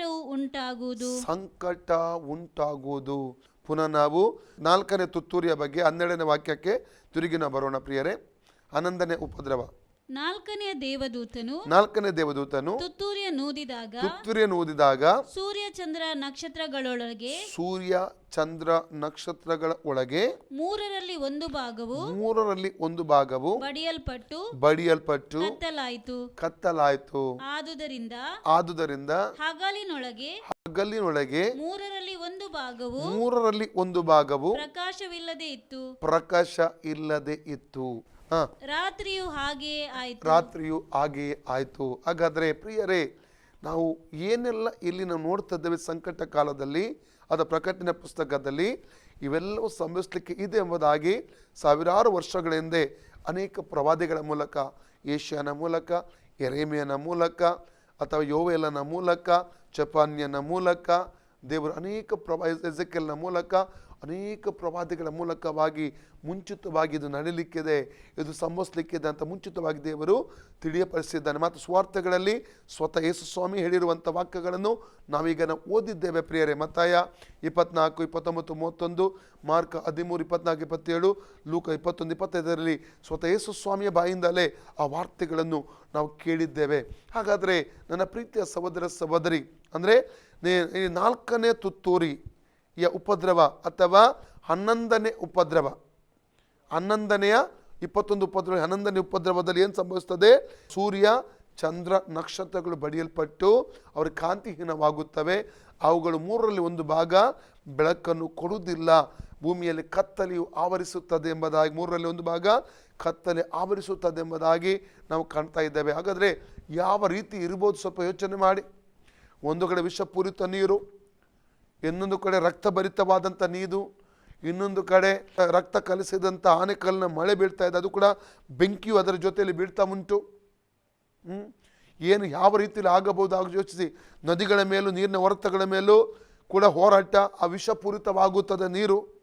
ಅದರ ಮಧ್ಯದಲ್ಲಿ ಸೂರ್ಯಚಂದ್ರ ನಕ್ಷತ್ರಗಳು ಬಡಿಯಲ್ಪಟ್ಟು 3ರಲ್ಲಿ 1 ಭಾಗ ಬೆಳಕನ್ನು ಕೊಡ್ತಾ ಇಲ್ಲ. ಹೇಗಿರ್ಬೋದು ಆಗಿನ ಪರಿಸ್ಥಿತಿ ನೀವು ಸ್ವಲ್ಪ ಯೋಚನೆ ಮಾಡಿ. ಆ ದಿವಸಗಳಲ್ಲಿ ಜೀವಿಸುವಂಥ ಮನುಷ್ಯರು 100% ಮರಣ ಹುಡುಕುತ್ತಾರೆ, ಜೀವಿಸುವುದಕ್ಕೆ ಭಯಪಡ್ತಾರೆ. ಒಂದು ಸಲ ನಮಗೆ ಮರಣ ಬಂದರೆ ಸಾಕು, ಜೀವಿಸೋದಕ್ಕೆ ಸಾಧ್ಯವಿಲ್ಲ ಎಂಬುದಾಗಿ ಅವರು ಕೂಗಾಡ್ತಾರೆ, ಗೋಡಾಡ್ತಾರೆ ಪ್ರಿಯರೇ. ನಾವು 5ನೇ ಮುದ್ರೆಗೆ ನಾವು ಹೋಗುವ 5ನೇ ತುತ್ತೂರಿಗೆ ಓದುವಾಗ ಅಲ್ಲಿ ಗೊತ್ತಾಗ್ತದೆ ಹೇಗೆ ಯಾವ ರೀತಿಯಲ್ಲಿ ಜನರು, ಲೋಕದ ಜನರು ಮರಣ ಬಯಸ್ತಾರೆ, ಮರಣ ಹುಡುಕುತ್ತಾರೆ ಮತ್ತು ಮರಣವರಿಗೆ ಹೇಗೆ ಸಿಗುವುದಿಲ್ಲ ಅಂತ ಅಲ್ಲಿ ನಾವು ಧ್ಯಾನಿಸುವ 5ನೇ ತುತ್ತೂರಿಯ ಕುರಿತಾಗಿ ಧ್ಯಾನಿಸುವಾಗ ನಮಗೆ ಅರ್ಥ ಆಗ್ತದೆ ಪ್ರಿಯರೇ. ಆದರೆ ಈಗ ಸಮಯ ಮಿಂಚಿಲ್ಲ, ಕೃಪಾ ಕಾಲದಲ್ಲಿ ನಾವು ಜೀವನ ಮಾಡ್ತಾ ಇದ್ದೇವೆ. ಒಂದು ವೇಳೆ ನನ್ನ ಪ್ರೀತಿಯ ಸಹೋದರ ಸಹೋದರಿ, ಇಲ್ಲಿಯವರೆಗೆ ಕರ್ತನಾದ ಯೇಸು ಸ್ವಾಮಿ ನಂಬದಿರುವುದಾದರೆ, ಕರ್ತನ ಯೇಸು ಸ್ವಾಮಿ ರಕ್ಷಕನ ಒಡೆಯನಾಗಿ ಅಂಗೀಕಾರ ಮಾಡಿಕೊಳ್ಳದೆ ಇರುವುದಾದರೆ, ತಂದೆ ಮಗ ಪರಿಶುದ್ಧಾತ್ಮನ ಹೆಸರಲ್ಲಿ ನೀರಲ್ಲಿ ಮುಳುಗಿ ದೀಕ್ಷೆ ತೆಗೆದುಕೊಳ್ಳದೆ ಇರುವುದಾದರೆ, ಈಗ ಒಳ್ಳೆಯ ಸುಸಮಯ. ಸಮಯ ವೇಸ್ಟ್ ಮಾಡಬೇಡ, ತಡ ಮಾಡಬೇಡ.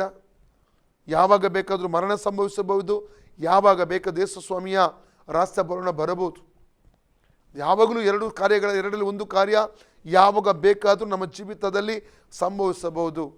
ಆದರೆ ನಾವು ರಕ್ಷಣೆ ಹೊಂದಿ ತಂದೆ ಮಗ ಪವಿತ್ರ ಹೆಸರಲ್ಲಿ ನೀರಲ್ಲಿ ಮುಳುಗಿ ದೀಕ್ಷೆಯನ್ನು ತೆಗೆದುಕೊಂಡು ಪರಿಶುದ್ಧವಾದ ಜೀವಿತವನ್ನು ನಾವು ಜೀವಿಸುವವರಾಗಿರಬೇಕು. ನಮ್ಮ ಹೃದಯವನ್ನು ನಾವು ಆತನಿಗೆ ಕೊಡೋಣ ಪ್ರಿಯ. ಒಂದು ವೇಳೆ ರಕ್ಷಣೆ ಹೊಂದಿ ಕೂಡ ತಂದೆ ಮಗ ಪವಿತ್ರಾತ್ಮನ ಹೆಸರಲ್ಲಿ ನೀರಲ್ಲಿ ಮುಳುಗಿ ದೀಕ್ಷೆಕೊಂಡು ಕೂಡ ನೀವು ಚರ್ಚಿಗೆ ಹೋಗುತ್ತಾ ಇರುವುದಾದರೂ ಕೂಡ, ಪಾಪದಲ್ಲಿ ಜೀವಿಸ್ತಾ ಇರುವುದಾದರೆ, ರಾಸ ಪಾಪಗಳ ಜೀವಿಸ್ತಾ ಇರುವುದಾದರೆ, ಧೂಮಪಾನ, ಮದ್ಯಪಾನ, ಮಾದಕ ದ್ರವ್ಯ ಸೇವನೆಗಳು, ವ್ಯಭಿಚಾರ ಪಾಪ, ಅಥವಾ ಇಂಟರ್ನೆಟ್ ಮೂಲಕ ತಪ್ಪಾದ ವಿಡಿಯೋ ನೋಡುವಂಥದ್ದು, ಅಕ್ರಮ ಸಂಬಂಧಗಳು, ಅಥವಾ ಕಳ್ಳತನ, ಮೋಸ, ವಂಚನೆಗಳು, ಇನ್ಯಾವುದೇ ಇಂಥ ತಪ್ಪಾದ ಸಂಗತಿಗಳಲ್ಲಿ ನಾವು ಗುಲಾಮರಾಗಿ ಇವತ್ತು ಜೀವನ ಮಾಡ್ತಾ ಇರುವುದಾದರೆ, ಈ ಕ್ಷಣವೇ ಮಾನಸಾಂತರ ಪಟ್ಟು ಪಶ್ಚಾತ್ತಾಪಪಟ್ಟು ದೇವರ ಬಳಿಲಿ ನಾವು ಕ್ಷಮಾಪಣೆ ಕೇಳಿಕೊಂಡು ಆ ಯೇಸು ಕ್ರಿಸ್ತನ ರಕ್ತದ ಮೂಲಕವಾಗಿ ಶುದ್ಧೀಕರಣ ಹೊಂದಿಕೊಳ್ಳೋಣ ಪ್ರಿಯರೇ. ಆತನ ರಾಷ್ಟ್ರಭರಣಕ್ಕಾಗಿ ನಮ್ಮನ್ನೇ ನಾವು ಸಿದ್ಧಪಡಿಸಿಕೊಳ್ಳೋಣ ಪ್ರಿಯರೇ. ಯಾವಾಗ ಬೇಕಾದರೂ ಆತನ ಆಗಮನ ಸಂಭವಿಸಬಹುದು, ಯಾವಾಗ ಬೇಕಾದರೆ ರಾಷ್ಟ್ರಭರಣ ಸಂಭವಿಸಬಹುದು. ಮುಖ್ಯವಾದ ಪ್ರಶ್ನೆ, ನಾನು ನೀವು ಸಿದ್ಧವಾಗಿದ್ದೇವಾ? ನಾನು ರೆಡಿಯಾಗಿದ್ದೇನೆ, ಆತನ ಬಂದರೆ ಆತನ ಜೊತೆ ಹೋಗೋದಕ್ಕೆ ಸಿದ್ಧವಾಗಿದ್ದೇನಾ? ಅದು ಇಂಪಾರ್ಟೆಂಟ್ ವಿಷಯವಾಗಿದೆ ಪ್ರಿಯರೇ. ಓಕೆ, ಅದರ ನಂತರ ನಾವು ನೋಡ್ತೇವೆ, ಈ 4ನೇ ತುತ್ತೂರಿ ಊದಲ್ಪಟ್ಟ ನಂತರ, 4ನೇ ತುತ್ತೂರಿ ಅಂದರೆ ಈ ಸಂಕಟ ಕಾಲದ 11ನೇ ಉಪದ್ರವವಾಗಿದೆ. ಅದರ ನಂತರ ಒಂದು ಸಂಭವ ನಡೆಯುತ್ತದೆ. 13ನೇ ವಾಕ್ಯದಲ್ಲಿ ಓದ್ತೇವೆ, 8ನೇ ಅಧ್ಯಾಯದ 13ನೇ ವಾಕ್ಯದಲ್ಲಿ ಓದ್ತೇವೆ. ಒಂದು ಗರುಡ ಪಕ್ಷಿ ಏನು ಮಾಡ್ತಾ ಇದೆ, ಅದು ಕೂಗಾಡುವಂಥದ್ದನ್ನು ಕಾಣ್ತದೆ. ಅದು ಓದಿಕೊಳ್ಳೋಣ ನಾವು. ಆಮೇಲೆ ನಾನು ನೋಡಲಾಗಿ ಇಗೋ ಒಂದೇ ಗರುಡ ಪಕ್ಷಿಯು ಆಕಾಶ ಮಧ್ಯದಲ್ಲಿ ಆಕಾಶದ ಮಧ್ಯದಲ್ಲಿ ಹಾರಾಡುತ್ತಾ ಇತ್ತು. ಅದು ಅಯ್ಯೋ ಅಯ್ಯೋ ಅಯ್ಯೋ ಅಯ್ಯೋ ಅಯ್ಯೋ ಅಯ್ಯೋ ಊದಬೇಕಾಗಿರುವ ಮೂವರು ದೇವದೂತರ ಮಿಕ್ಕಾದ ತುತ್ತೂರಿಯ ಧ್ವನಿಗಳು ಉಂಟಾಗುವಾಗ ಭೂನಿವಾಸಿಗಳಿಗೆ ಎಂಥ ವಿಪತ್ತುಗಳು ಸಂಭವಿಸುವವು ಎಂದು ಮಹಾಶಬ್ದದಿಂದ ಹೇಳುವುದನ್ನು ಕೇಳಿದೆನು. ಯಾರು ಸ್ವಾರ್ಥ ಸಾರ್ತಾ ಇದ್ದಾರೆ? ಯಾರು ಎಚ್ಚರಿಸಿ, ಯಾವ ಮನುಷ್ಯ ಅಲ್ಲ, ದೇವದೂತನು ಕೂಡ ಅಲ್ಲ ಪ್ರಿಯರೇ, ಒಂದು ಪಕ್ಷಿ, ಅದು ಕೂಡ ಗರುಡ ಪಕ್ಷಿ, ಮಾತು ಬಾರದಂತಹ ಒಂದು ಗರುಡ ಪಕ್ಷಿ ಅಲ್ಲಿ ಬೊಬ್ಬೆ ಒಂದು ಸಾರುವಂಥದ್ದನ್ನು, ಒಂದು ಸಂದೇಶವನ್ನು ಸಾರುವಂಥದ್ದನ್ನು ನಾವಲ್ಲಿ ಕಾಣ್ತಾ ಇದ್ದೇವೆ. ಇದರ ಮೂಲಕ ಏನು ನಮಗೆ ಗೊತ್ತಾಗ್ತದೆ ಅಂದರೆ, ನೋಡಿ, ದೇವರು ಪಕ್ಷಿಗಳ ಮೂಲಕ, ಕಾಡು ಪ್ರಾಣಿಗಳ ಮೂಲಕ ಮನುಷ್ಯನ ಎಚ್ಚರಿಸುವುದರ ಉದ್ದೇಶ ಏನೆಂದರೆ, ಅಟ್ಲೀಸ್ಟ್ ತನ್ನ ಕಠಿಣತೆಯನ್ನು ಬಿಟ್ಟು ಮನುಷ್ಯನು ಮಾನಸಾಂತರ ಪಟ್ಟು ತನ್ನ ಕಡೆಗೆ ತಿರುಗಿಕೊಳ್ಳಲೆಂಬ ಒಂದು ಉದ್ದೇಶವಾಗಿದೆ ಪ್ರಿಯರೇ. ಒಂದು ಪಕ್ಷಿಯೇ ಮಾತನಾಡಿ ಒಂದು ಎಚ್ಚರಿಕೆ ಸಂದೇಶ ಭೂಮಿಗೆ ಕೊಡ್ತಾ ಇದೆ ಅಂದರೆ ಅದರ ಅರ್ಥ ಮನುಷ್ಯನ ಹೆಚ್ಚು ಎಚ್ಚರಗೊಳ್ಳಬಾರ್ದು. ಸ್ವಸ್ಥ ಬುದ್ಧಿ ಇರುವಂಥ ಮನುಷ್ಯನೆಷ್ಟು ಎಚ್ಚರಗೊಳ್ಳಬಾರ್ದು. ಅವತ್ತು ಬೀಳಾಮನೊಟ್ಟಿಗೆ ನಾವು ನೋಡ್ತೇವೆ, ಅರಣ್ಯಕಾಂಡ 22ನೇ ಅಧ್ಯಾಯ ಓದುವಾಗ ಬೀಳಾಮನೊಟ್ಟಿಗೆ ಕತ್ತೆ ಮಾತಾಡಿ ಅವನನ್ನು ಎಚ್ಚರಿಸಿದ ಹಾಗೆ ಇಲ್ಲಿ ಏನಾಗ್ತಾ ಇದೆ, ಒಂದು ಗರುಡ ಪಕ್ಷಿ ಲೋಕದ ಮನುಷ್ಯರನ್ನು ಎಚ್ಚರಿಸುವಂಥದ್ದನ್ನು ಇಲ್ಲಿ ಪುನಃ ಓದಿಕೊ 13ನೇ ವಾಕ್ಯ ತಿರುಗಿ ಓದಿಕೊಡೋಣ ನಾವು. ಆಮೇಲೆ ನಾನು ನೋಡಲಾಗಿ ಇಗೋ ಒಂದೇ ಗರುಡ ಪಕ್ಷಿಯು ಆಕಾಶ ಮಧ್ಯದಲ್ಲಿ ಹಾರಾಡುತ್ತಿತ್ತು. ಅದು ಅಯ್ಯೋ ಅಯ್ಯೋ ಅಯ್ಯೋ ಅಯ್ಯೋ ಅಯ್ಯೋ ಅಯ್ಯೋ ಊದಬೇಕಾಗಿರುವ ಮೂವರು ದೇವದೂತರ, ಅಂದ್ರೆ 4ನೇ ತುತ್ತೂರಿ ಆಯ್ತು. ಈಗ ಇನ್ನು 3 ತುತ್ತೂರಿಗಳು ಉಂಟಲ್ಲ, ಈ 3 ತುತ್ತೂರಿಗಳ ಉಪದ್ರವದ ಬಗ್ಗೆ ಅದು ಮಾತಾಡ್ತಾ ಬಂತು. 3 ತುತ್ತೂರಿಗಳು ಊದಲ್ಪಡುವಾಗ ಸಂಭವಿಸುವಂಥ ಉಪದ್ರವದ ವಿಷಯದಲ್ಲಿ ಅದು ಯೋಚಿಸಿ ಅದು ಆ ಸಂದೇಶ ಕೊಡ್ತಾ ಇದೆ, ಎಚ್ಚರಿಕೆ ಸಂದೇಶ. ಮೂವರು ದೇವದೂತರ ಮಿಕ್ಕಾದ ತುತ್ತೂರಿಯ ಧ್ವನಿಗಳು ಉಂಟಾಗುವಾಗ ಭೂನಿವಾಸಿಗಳಿಗೆ ಎಂಥ ವಿಪತ್ತುಗಳು ಸಂಭವಿಸುವವು ಎಂದು ಮಹಾಶಬ್ದದಿಂದ ಹೇಳುವುದನ್ನು ಕೇಳಿದೆನು. ಇಲ್ಲಿ ನೋಡಿ, ಇಲ್ಲಿಂದ 3 ತುತ್ತೂರಿಗಳವರೆಗೆ ಒಂದು ವಿಪತ್ತುಗಳ ಕುರಿತು ನೋಡ್ತೇವೆ. ಒಂದು 9:12 ಓದಿ, ರೆವಲ್ಯೂಷನ್ 9:12, ಪ್ರಕಟಣೆ 9:12. ಮೊದಲನೇ ವಿಪತ್ತು ಕಳೆದು ಹೋಯಿತು, ಈಗೋ ಇನ್ನೂ 2 ವಿಪತ್ತುಗಳು ಬರಬೇಕು. ಮೊದಲನೇ ವಿಪತ್ತು ಅಂದ್ರೆ ಅರ್ಥ ಏನು ಗೊತ್ತುಂಟಾ? 5ನೇ ತುತ್ತೂರಿದ್ದು ಉಪದ್ರವ ನಾವು ನಾಳೆ ದಿವಸ ಧ್ಯಾನ ಮಾಡಲಿಕ್ಕೆ ಹೋಗುತ್ತೇವೆ. Praise God. ಓಕೆ, ನಂತರ 11:14 ಓದಿ, ಪ್ರಕಟಣೆ 11:14. ಎರಡನೇ ವಿಪತ್ತು ಕಳೆದು ಹೋಯಿತು, ಈಗೋ ಮೂರನೇ ವಿಪತ್ತು ಬೇಗನೆ ಬರುತ್ತದೆ. Praise God. ಒಂದು ಬಾಯಿ ಬಾರದ ಗರುಡ ಪಕ್ಷಿಯು ಮನುಷ್ಯರನ್ನು ಎಚ್ಚರಿಸುವಂಥದ್ದನ್ನು ಇಲ್ಲಿ ನಾವು ಕಾಣ್ತಾ ಇದ್ದೇವೆ. ಆದ ಕಾರಣ ಪ್ರಿಯರೇ, ನಮ್ಮನ್ನು ದೇವರ ಕೈಗೊಪ್ಪಿಸಿಕೊಡೋಣ. ಒಂದು ವೇಳೆ ಪಾಪದಲ್ಲಿ ಜೀವನ ಮಾಡ್ತಾ ಇದ್ದರೆ ಪಶ್ಚಾತ್ತಾಪ ಪಟ್ಟು ದೇವರ ಬಳಿ ಕ್ಷಮಾಪಣೆ ಕೇಳಿಕೊಂಡು ಆತ ರಕ್ತವನ್ನು ತೊಳೆಯಲ್ಪಟ್ಟು ಹೋಗುವರಾಗಿ ಆತನ ಭರಣಕ್ಕಾಗಿ ನಮ್ಮನ್ನೇ ನಾವು ಸಿದ್ಧಪಡಿಸಿಕೊಳ್ಳೋಣ. ಪ್ರಿಯರೇ, ನಾನು ನಿಮಗೋಸ್ಕರ ಪ್ರಾರ್ಥನೆ ಮಾಡಲಿಕ್ಕೆ ಇಷ್ಟಪಡ್ತೇನೆ. ಪ್ರೀತಿ ಸ್ವರೂಪನಾದ ನಮ್ಮ ಪರಲೋಕ ತಂದೆಯೇ, ಯೇಸುವಿನ ಪವಿತ್ರ ನಾಮದಲ್ಲಿ ಪವಿತ್ರಾತ್ಮನ ಸಹಾಯದೊಂದಿಗೆ ಪಾದಕ್ಕನ್ನು ಬಂದಿದ್ದೇವೆ. ನನ್ನ ವಾರ್ತೆ ಕೇಳುವಂಥ ಪ್ರತಿಯೊಬ್ಬ ಸಹೋದರಿಗಾಗಿ ನಾನು ಪ್ರಾರ್ಥಿಸುತ್ತೇನೆಪ್ಪ. ಅಪ್ಪ, ಅವರ ಜೀವಿತದಲ್ಲಿ ನೀನು ಕಾರ್ಯಗಳನ್ನು ಮಾಡಿದ್ದೀಯಪ್ಪ. ನಿನ್ನ ವಾಕ್ಯಗಳ ಮೂಲಕ ಮಾತನಾಡಿದ ಸ್ತೋತ್ರ. ಹೌದು, ಪೌಲನ ಪ್ರಸಂಗಕ್ಕೆ ಲೀಡಿಯಲ್ಲ ಹೃದಯ ತೆರೆದಂತೆ ಒಬ್ಬೊಬ್ಬರ ಹೃದಯ ತೆರೆಯಬೇಕರ್ತನೆ ಕೇಳಿಕೊಳ್ತಾನೆ. ಸತ್ಯವನ್ನು ಅವರು ಅರಿತುಕೊಳ್ಳಬೇಕು ಸ್ವಾಮಿ, ಸತ್ಯಕ್ಕಾಗಿ ನಿಲ್ಲಬೇಕು ಸ್ವಾಮಿ. ಮಾತ್ರವಲ್ಲ, ನಿನ್ನಗಾಗಿ ಸಾಕ್ಷಿಯಾಗಿ ನಿಲ್ಲುವಂಥ ಮಕ್ಕಳನ್ನಾಗಿ ಅವನು ಮಾರ್ಪಡಿಸಬೇಕೆಂಬುದಾಗಿ ಕರ್ತನೆ ನಿನ್ನಲ್ಲಿ ನಾವು ಕೇಳಿಕೊಡ್ತೇವಪ್ಪ. ಒಬ್ಬೊಬ್ಬರ ಜೀವಿತದಲ್ಲಿ ಕರ್ತನೆ ನೀನು ಕಾರ್ಯಗಳು ನಡೆಸಬೇಕೆಂಬುದಾಗಿ ನಿನ್ನಲ್ಲಿ ಕರ್ತನೆ ನಾವು ಕೇಳಿಕೊಡ್ತಾ ಇದ್ದೇವೆ ಸ್ವಾಮಿ. ಮಾತ್ರವಲ್ಲ, ಯಾರು ರಕ್ಷಣೆ ಹೊಂದಿದವರು ಈ ವಾರ್ತೆ ಕೇಳ್ತಾ ಇದ್ದರೆ, ದೀಕ್ಷೆ ತೆಗೆದುಕೊಳ್ಳದವರು ಯಾರದನ್ನು ವಾರ್ತೆ ಕೇಳ್ತಾ ಇದ್ದರೆ, ಈಗಲೇ ತೀರ್ಮಾನ ತೆಗೆದುಕೊಳ್ಳುವ ಹಾಗೆ, ನಿನ್ನ ಬರೋಕ್ಕೆ ಸಿದ್ಧರಾಗುವ ಹಾಗೆ ಅವ್ರ ಜೀವಿತದಲ್ಲಿ ಕಾರ್ಯಗಳು ಮಾಡಬೇಕೆಂಬುದಾಗಿ ನಿನ್ನಲ್ಲಿ ಕರ್ತನೆ ಕೇಳಿಕೊಡ್ತೇವೆ ಸ್ವಾಮಿ. ಪ್ರಾರ್ಥನೆ ಕೇಳಿ ಉತ್ತರ ಕೊಟ್ಟಿದ್ದ ಸ್ತೋತ್ರ ರಾಜ. ಎಲ್ಲ ಮಾನ ಮಹಿಮೆಯನ್ನು ನಿನಗೆ ಮಾತ್ರ ಸಲ್ಲಿಸ್ತೇವೆ. ನಮ್ಮ ಉದ್ರಕ್ಷಕನಾದ ಯೇಸು ಕ್ರಿಸ್ತನ ಹೆಸರಿನಲ್ಲಿ ಬೇಡಿ ಹೊಂದಿದ್ದೇವೆ ನಮ್ಮ ತಂದೆ ಆದವರೇ. Amen. God bless you all. Praise the lord.